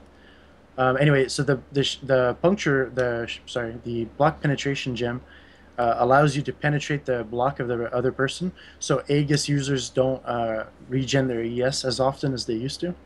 So that's something that you can swap on when you're going against someone with a legacy Aegis. Even though it just got nerfed, it's still completely viable. And before, was it just OP? The Right, block- like even if you have the legacy one, you can counter it pretty hard now. there's legacy So- gem for real. Wow. No, there's no legacy gem. Okay, so it just got Legacy changed. shield. All right. I'm just saying they nerfed Yeah. block pen. I thought in one of the most recent Yeah, but I think patches. there's actually still block pen in the bottom of the duelist, isn't there? In the Yep. sword nodes down there. It's, There's still some block pen. So it's- yeah, stack that up with the gem, you get enough. Yeah, I think. I mean, this is true in LLD, but it's mostly true in high level. Builds counter each other. You're not going to have one build that just destroys everything. There are preferable matchups. Matchups are a big deal in the game. So you have to understand that even though one build gets wrecked, it might wreck another in return. So I think there's a lot of counters and stuff like that, which is why I think also teams tournaments are going to be really exciting because you can bring 3 different types of characters that counter a large majority. Like if your build counters 1/3 of the population, well, you get 3 different types, and you guys work as a team to win. I think that'll be really exciting. So for the people that are interested now, what's the best way to get started? Like from someone who knows absolutely nothing about PvP, which I think is a lot of people, but the people that are interested now, what's the best way to get started, like learning about PvP and just trying it out, actually getting into some matches? All right, good question. So if you know nothing, like the rules and like all the specific small details, there's a very extensive guide by FightGar. You can find it on Google. It was on Reddit. It's on the Path of Exile feedback forums. It's on PoE Arena. FightGar's guide goes in every single detail. Like by the time you're done reading, you'll know everything there is to know about PvP and how that works. And then when you want to start actually doing a build, what I'd recommend is checking out the builds that people have posted already on PoE Arena.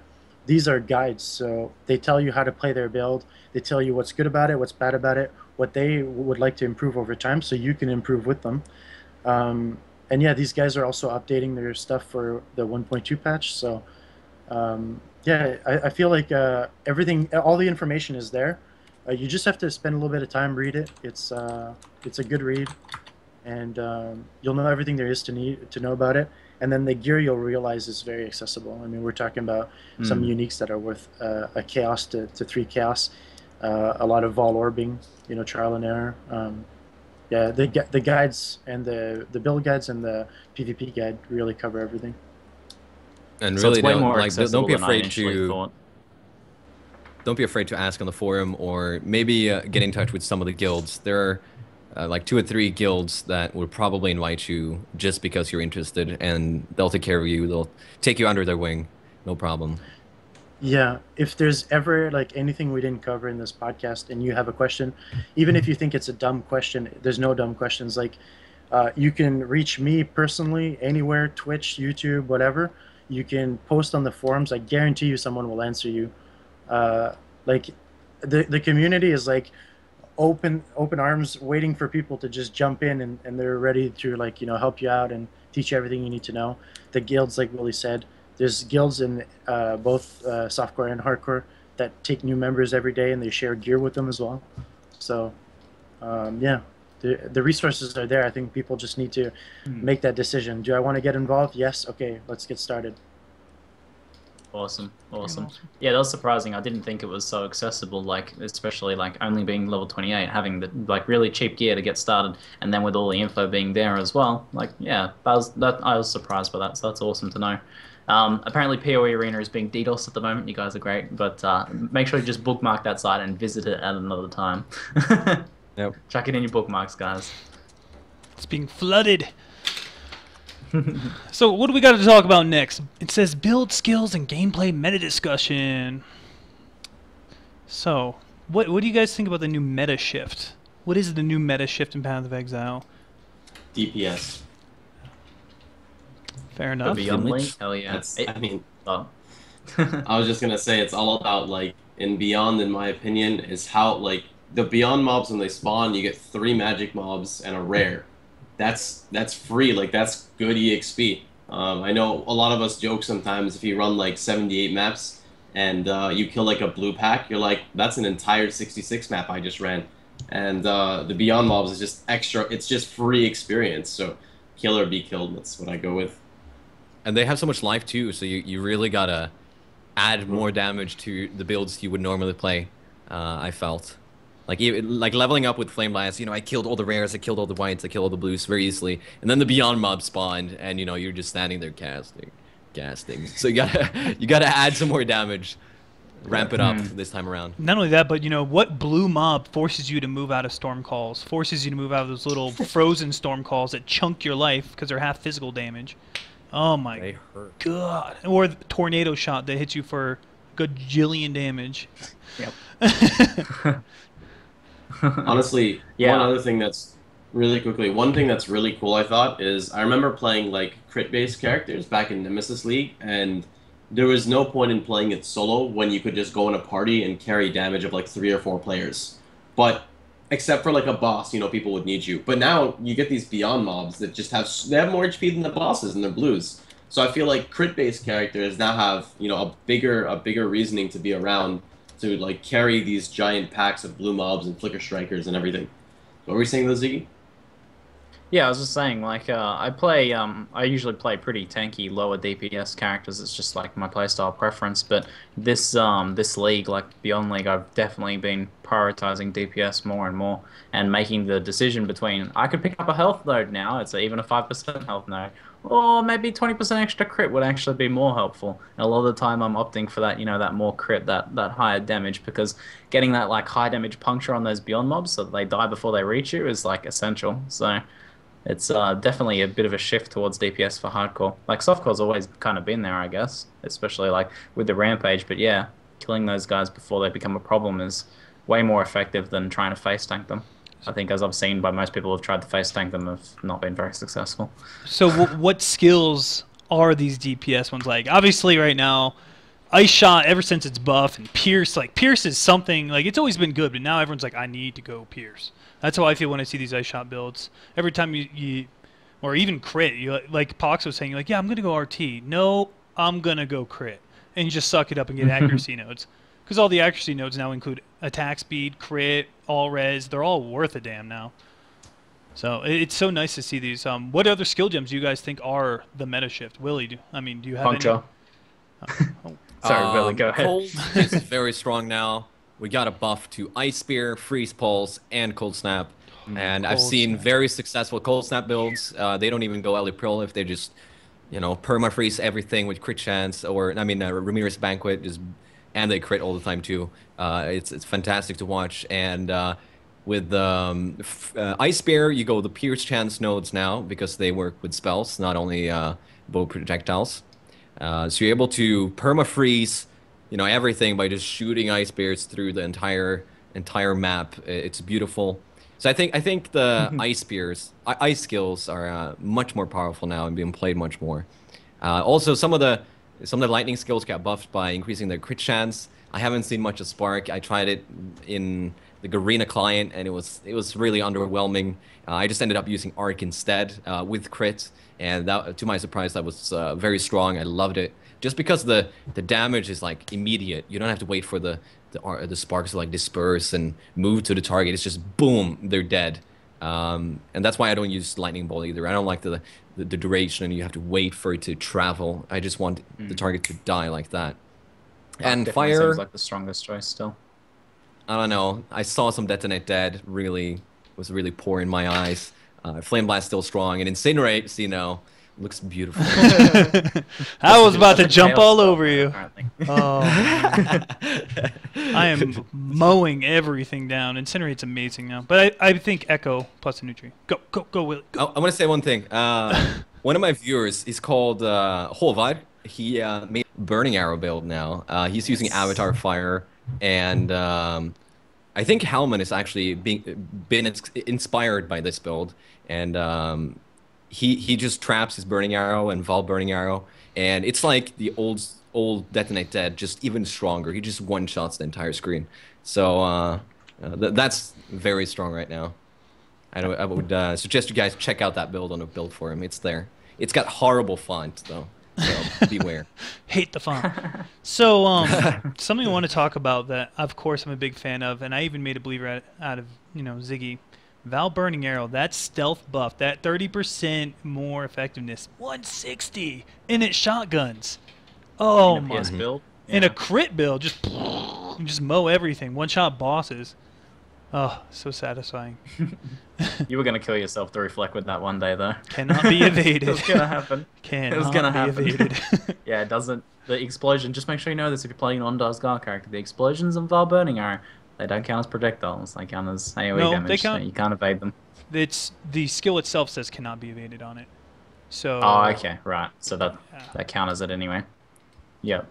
So yeah. So we have And Shockwave Totem. I think Raiding Spirits, like we talked about it in the pre-show, Raiding Yeah, I want to Spirits talk about is just raging. insane. Like my build, I only pick up defense nodes so far. I have life, I have iron reflexes and armor and stuff. Of course, I have cast speed. I grab all the aura nodes to run 360% auras, and I'm just tearing through stuff. So I just can't wait until I spec into some of the minion damage nodes. It's gonna be incredible. I think it's one of the strongest builds right now. Sorry, Skype's being That's one terrible.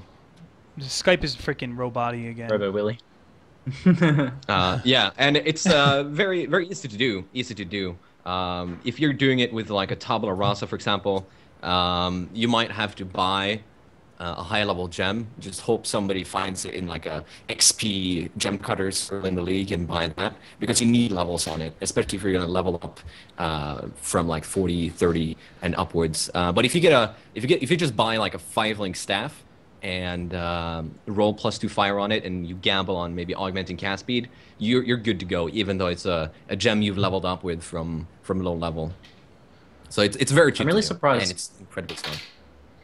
I'm really surprised how many Go ahead. people aren't playing Raging Spirits. I think maybe Yeah, me maybe you too. might set a trend there, because when I asked everyone before the league, like I think probably 9 out of 10 streamers that I asked were going to be playing Raging Spirits, and then that Yeah. 20% buff nerf happened, and people were like, no, hell no, not touching that. Well, you know, it's gonna be terrible. But I thought that was probably just the needed nerf to make it not the new Detonate Dead, like to make it not the new ridiculous easy skill. So I still think it's probably going to be one of like the top tier 1 skills, but I'm just not seeing it used. So Well, Yeah, for Surprising. me, it was my viewers. They were like, "Oh my God, we're just gonna play Searing Resident Sleeper," and it was just. So I got convinced, or they made me play something else, and I kind of regret doing that because it's still super duper powerful. I would say it actually got a buff this time around with generosity, Yep. increased skill Generosity. duration, more cast speed. Exactly. And if you slap on some Val haste, baby, oh yeah, there you go.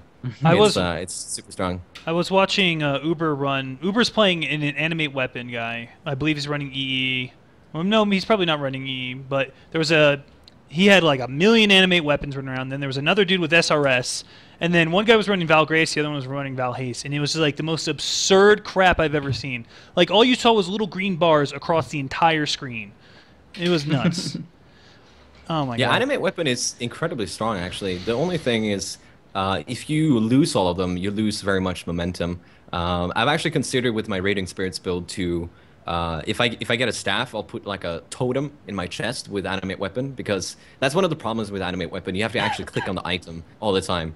So if I could just like drop down a totem and he'll just animate everything around me, and I can just still keep casting Raiding Spirits, I think that would synergize very well. But if you have some zombies, maybe if you go specters as well, animate weapon is very strong. I've been carried by that before. I think Bronca has a build. I don't know if you posted it on the forums, but it's on the same level as Raiding Spirit once you get that momentum. Oh, With the totem thing, because the snapshotting changes, you can put the totem in, have them raise all the weapons on the screen, and then just switch the gem, right, for a damage gem. And that works just fine. Yeah, but it's got a duration on it. Like they run out, so that would be a lot of micromanagement.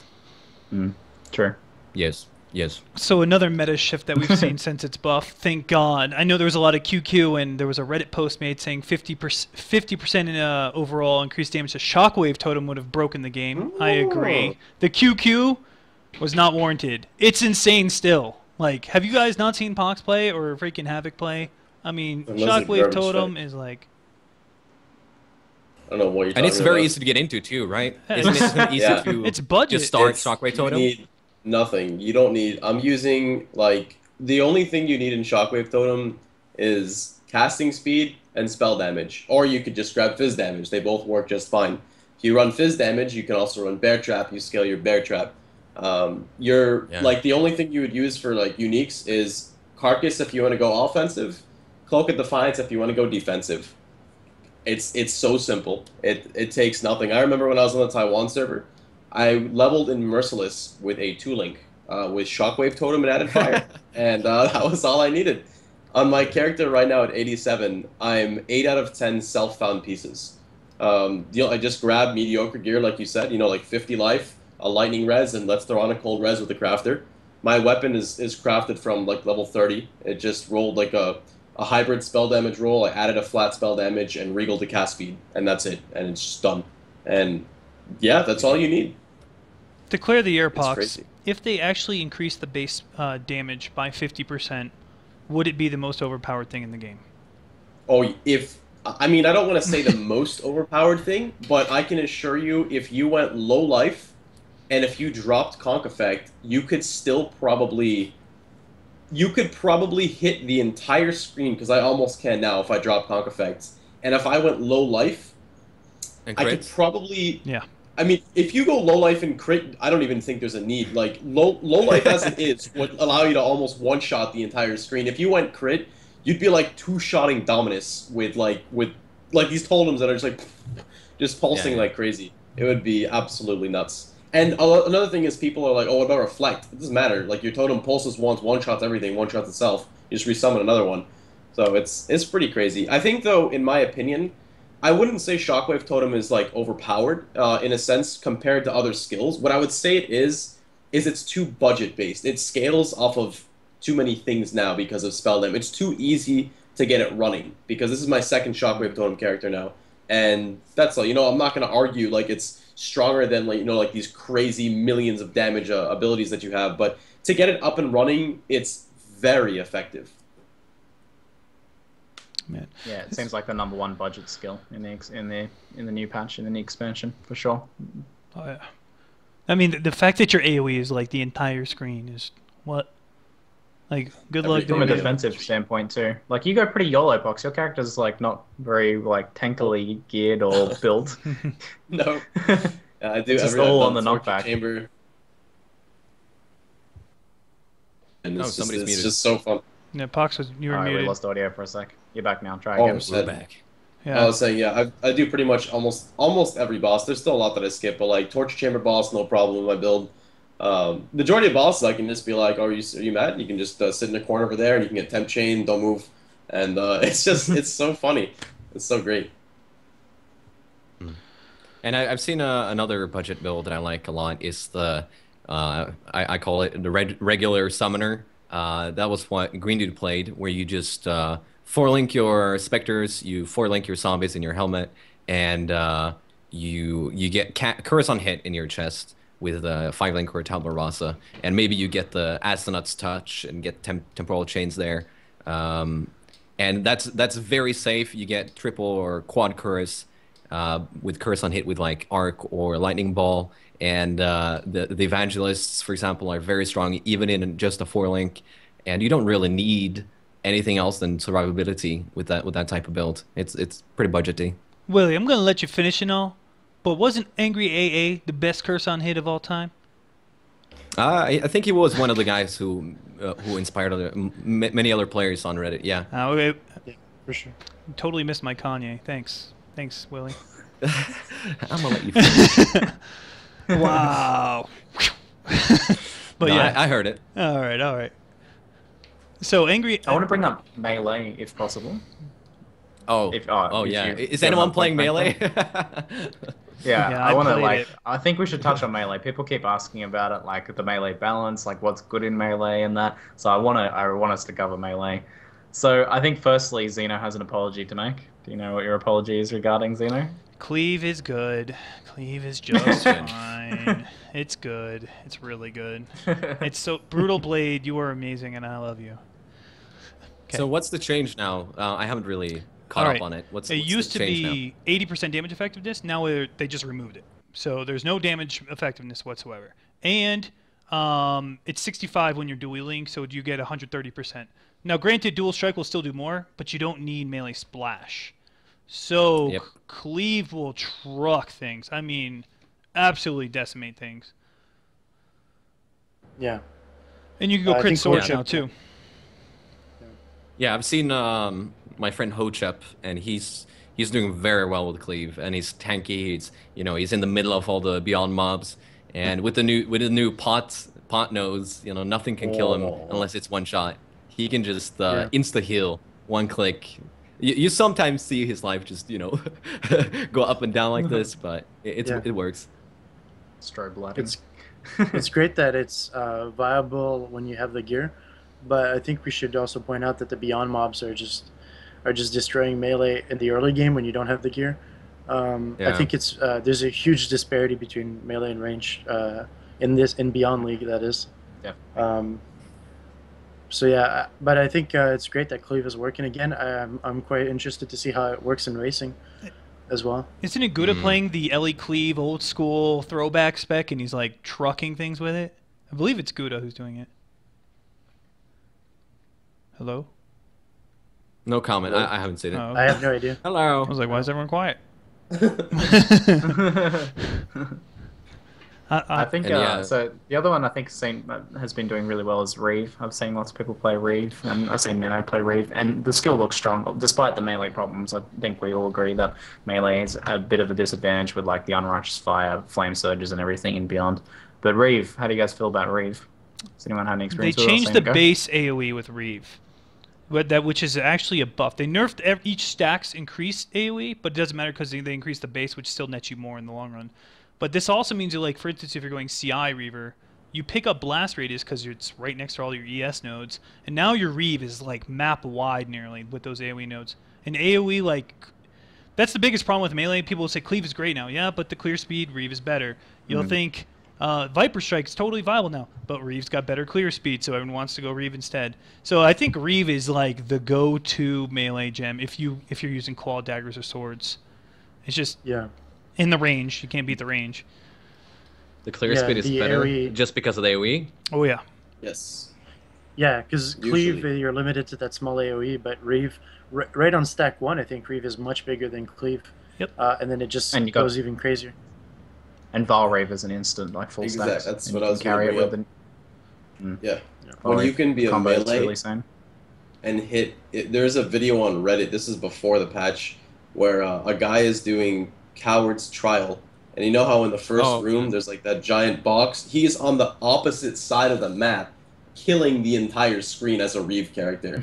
And if you just get damage to scale it and you can just poke at the entire screen, like, you're a melee almost off-screening bosses. Like, I think ever since the implementation of Vol Reeve has just skyrocketed in terms of just clear speed and everything.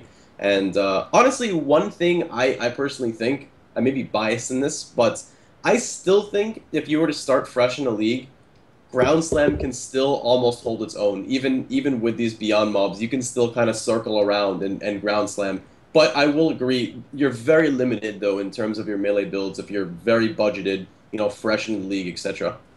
I mean, They're all ranged. You think about it. Last time we were all crying about bows. Bows are amazing. Melee always gets whined at in the beginning of Invasion. Everyone's like, "Oh, you can't play melee." And then what was the first build to kill Atiri? It was Cyclone. Obviously, wasn't he using Aegis as well? I believe so. But you're talking about hardcore now, yeah. Yeah. And in melee always seems to do like ridiculous clear speed once you have the money and the gear. So the QQ will go down once we go a little bit further in the league, I think. Yeah. Personally. Well, let's talk about Viper Strike. Personally, I'm kind of disappointed they changed it. Like Greendude said in the beginning, there no longer are any gems, except maybe like LA hit or something that scales with plus melee gems. Poison arrow. Plus melee. My bad. Yeah. And the way you scale it is kind of weird. You either have to decide if you want to scale, the normal damage you do, or if you want to scale the damage over time. And I think it's been proven that scaling the damage over time is not worth it. You should just put the damage into your normal attack, and then the conversion will be good enough. But the duration is like 7 or 8 seconds, and if you can't kill a white mob, for example, in 1 second or 2 seconds, you have a bad build. So it's only good for like very high HP mobs. I don't know what you guys feel about it. I just played it. I just ripped on it last night. It, like you said, it does the same. It does slightly more damage than Reeve, but the melee splash is required. So there's already one fail, and you require 20% melee splash to even like hit it. Have a decent clear speed. That's the first problem. However, on Beyond packs, though you can't kite like Reeve, the Viper stacks are amazing. Like, that's when you start to notice it, or on bosses. So it's probably best to be used as a single target ability if you don't need to kite. But, yeah, I miss Old Viper. I wish they improved Old Viper rather than changing it altogether. Yeah, it's a boring change. Old Viper was way more interesting. Exactly. I feel like now, because the best way to scale it is to just scale your own Fizz DPS, it feels like, anyone can just put it in as their single target instead of dual strike or heavy strike. And I feel like that's just a bad place for a gem like that. It was so unique in the way that it worked. And now it's just like, okay, well, it's an OP single target, just put it on. It destroys uniques, it destroys... I'm sure you could do it zero with it pretty easily. I don't know. It just... I think they ruined it. I'm really disappointed with it, to be honest. Go ahead, Pox. I was gonna say, on the other side of this, see, monsters now use the new Viper Strike as well. And I don't know how many of you guys are running high-end maps, but I was running a level 76 map with absolutely no damage mods. And I believe it was Katarina who was like, "Hey babe, can you revive some corpses for me and bring them back?" And I'm like, "Sure." So I go step on this corpse, and a spider pops out, and the spider says, "Hello," and hit me with Viper Strike for, I think, an initial hit of 3.7k, which then my HP decided to deteriorate faster than the Chaos Leaper can jump on me, and I went through 6 seething flasks, like timing it. I was like, seething, seething, seething, seething, seething, seething, portal out. Because I couldn't do anything else. And imagine if that was like a damage mod, or a substantial mod next to it. And granted, I have 300 armor and negative 50% chaos res, but like, that's like something else. Like, normally you're scared of the powerful crits. Now I'm just scared of anything that has Viper Strike as well until I get armor or, properly stacking endurance charges and whatnot. But it's pretty crazy. Like, oh man, it's like a new mechanic that's just, watch out, look out for this. Hybrid Widow, please, Hybrid Widow. Like, you're just leveling up and you're like, oh, it's Black Death. This guy isn't too bad. Holy... no, thank you. Something to be said too is now you guys were saying you either scale the dot damage or the initial damage. Attack speed obviously does wonders with Viper, but if you're leveling a crit Viper or a claw Viper, dagger or claw, you have entropy right there next to all the crit nodes. There's some synergy, synergy there, but screw it, go Reeve. Less points spent, more damage, more clear speed. That's how I feel at the end of the day. And back with your old character, because you had like a 27 level 27 Viper Strike character. How was it, the clear speed on trash mobs and stuff back then? Well, because all you need is the chaos and the damage over time and plus to levels. That's all you need for Viper and vulnerability. The old one. You could just stack defense because that's only like 4 clusters right there. And I ran Death's Oath at first because I was like, oh, more degen. That was useless. So when I swapped that thing out, the clear speed wasn't nearly as effective as. I'd say the clear speed would probably be about the same in endgame gear. But that was level 27 Viper. Honestly, they just needed to improve that, in my opinion. Because I mean, that was very expensive, too. At a +1/+2 dagger, it was 1.77 speed with life gain on hit and like dual res or something. It was like perfectly rolled.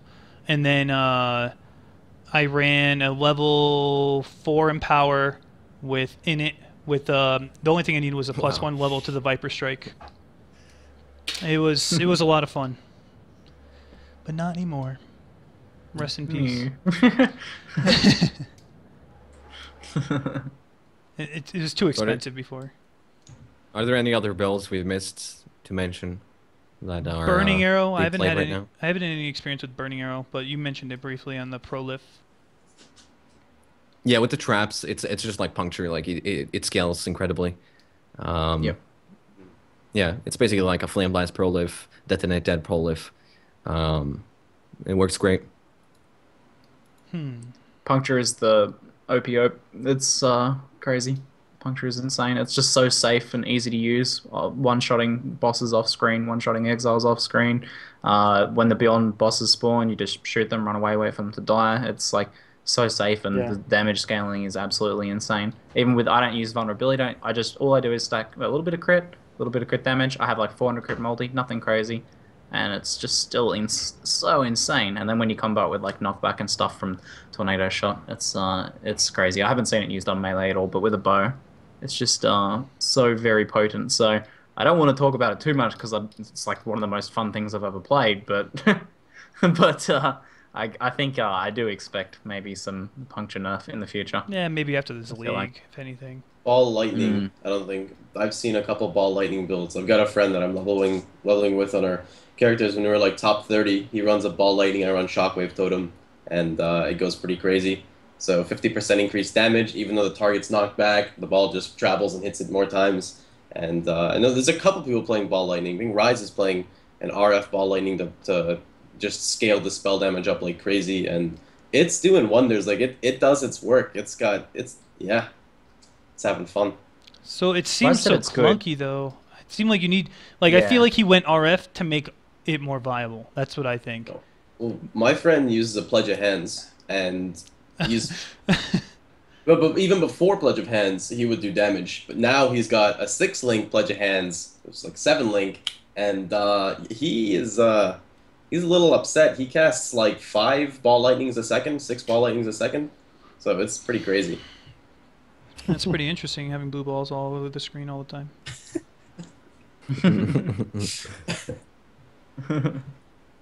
So how about the bow changes, man? Like Chin Soul is so good. And Fracked him, not really, but Death's Harp with that implicit crit. Oh my god.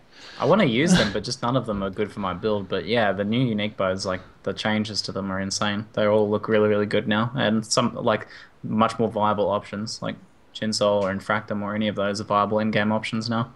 So, which is awesome, so good. Like way better than just being everything about like saving up for that Voltaxic or that Wind Ripper. It's many more viable cheap options now. So for sure. Oh my god. Yeah, it's just one of those uniques that always needed rebalancing, and I hope they do it with other items as well. It gives us more options for leveling up as well. Just having those some tiers where I can look forward to Death's Harp, or I can look forward to that bow or that item if you got it. And yeah, we've seen Chin Soul do amazing things with Burning Arrow, and as we just said, puncture. That one-shot Itsiri puncture. I am pretty OP. And Ice Shot Prolif as well. I'm seeing heaps of that. Ice Shot Prolif action. Just single Ice Shot. The Heralds are Herald amazing. of Ash and that. The Heralds were such a good addition in this game. Honestly, because people are always like, what ores you on? well, I decided to take a break from this aura, and now I'm going to use Double Herald because it's godly. Or, you know, just Herald in general. It just feels so right. Something this game is needed all the time. And when you level them up, they don't get, like, insanely OP. Like, for instance, Herald of Ash is just more overkill damage burn. Or Herald of Ice is just more of the shatter damage. It's not... I mean, you get a little bit of flat cold out of it, too, but it's not, like... Ooh, it's not terrible. And... almost every single spellcaster is using Herald of Ice now, just because it's flat freaking spell damage. All the time, you're like, what horrors do you run as a spellcaster? Well, it's Clarity, Grace, Haste. Clarity, Grace, Haste, Discipline. Now you actually have a DPS aura, or a buff.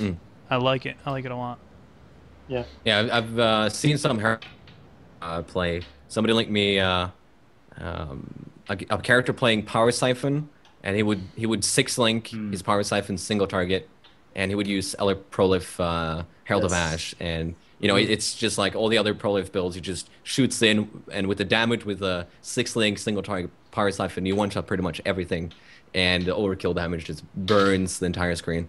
So there are builds coming up with that, and if you check out like the build of the week that just came out, that also is based on the same concept. Yeah. Yep.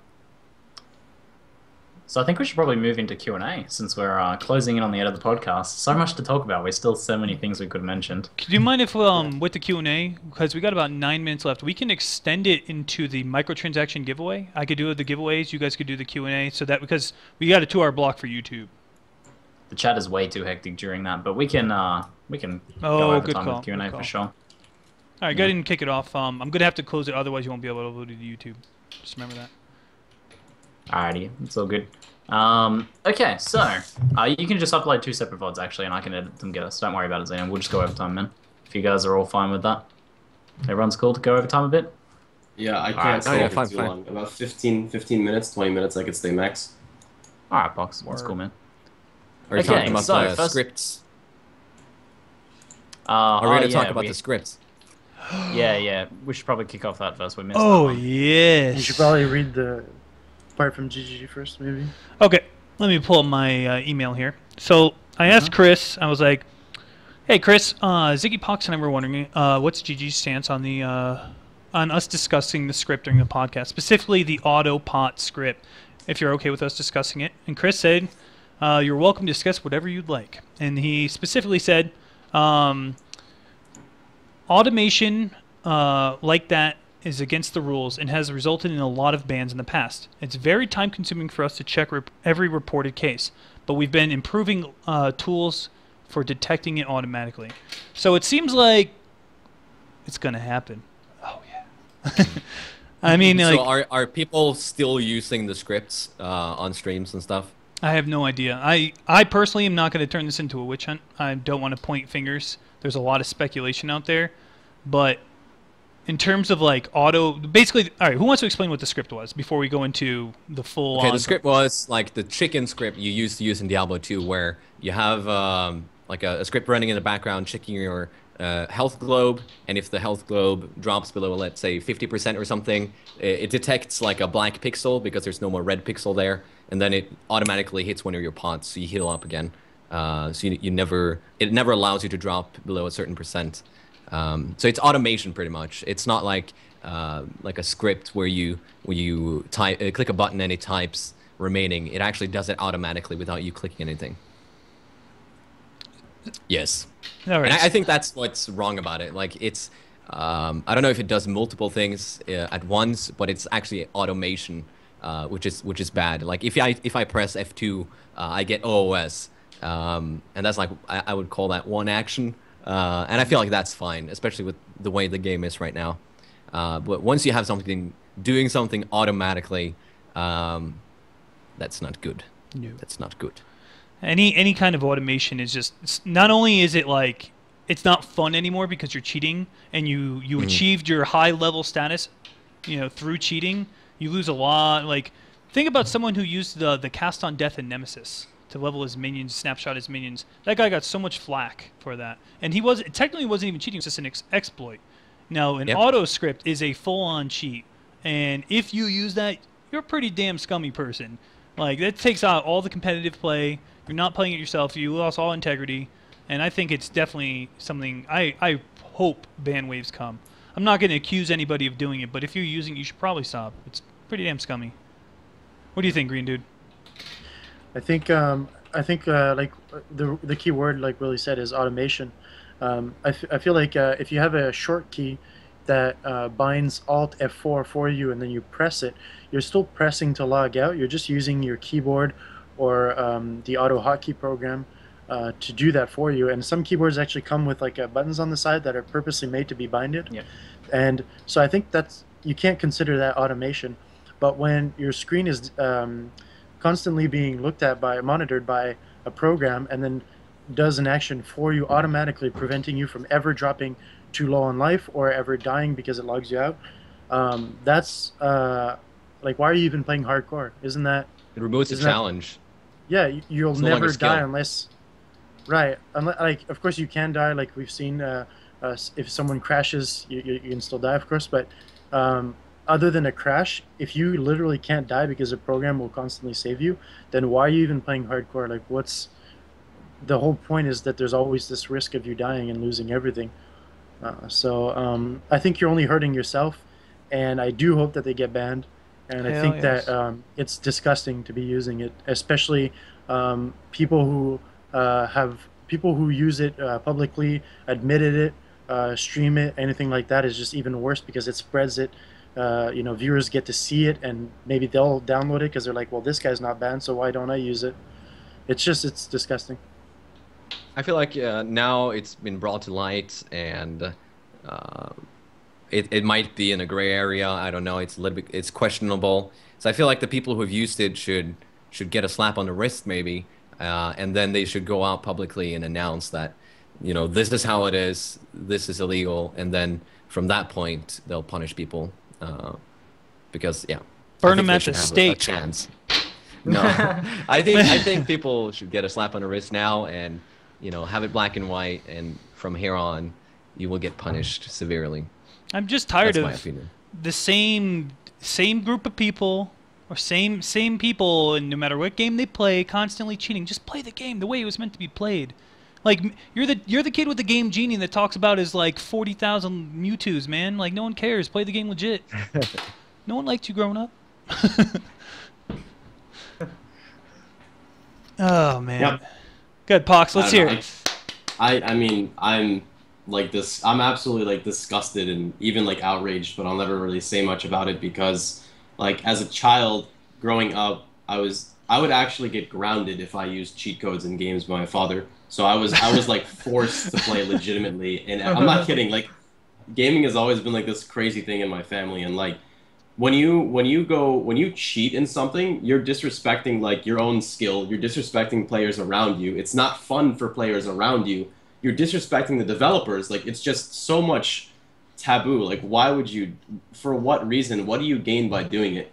Like, I could never understand. Like, for me, if I can't do something manually, why should I make something do it for me? Like, that means clearly I need to improve myself. I can see the flaws in myself. Why am I using something to better myself when I clearly see an improvement that I can achieve? So that's just me, though. I remember that ban wave back in Anarchy and Onslaught. That was like the most satisfying thing, seeing him punished. Oh, Willy just wants a slap on the wrist. No way, Jose. What?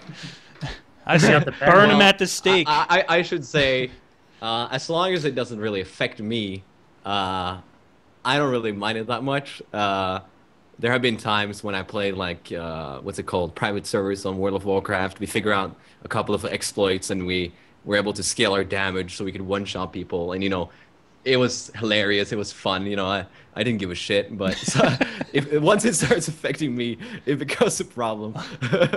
So sometimes, I don't know, it can be fun, but it does ruin the game for everyone else. So it shouldn't be allowed. Yeah.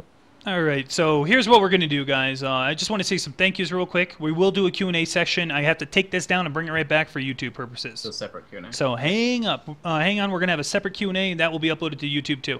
All right, so thanks, Grinding Gear Games, for allowing us to even talk about that subject and have this podcast again. That's pretty damn awesome. And thank you, Twitch, again. Front page access for the next 3 hours still. And you guys have been hooking up the entire PoE community. More to come on that, but there's a lot of awesome things going to be happening with Twitch and Twitch streamers for the PoE community in general.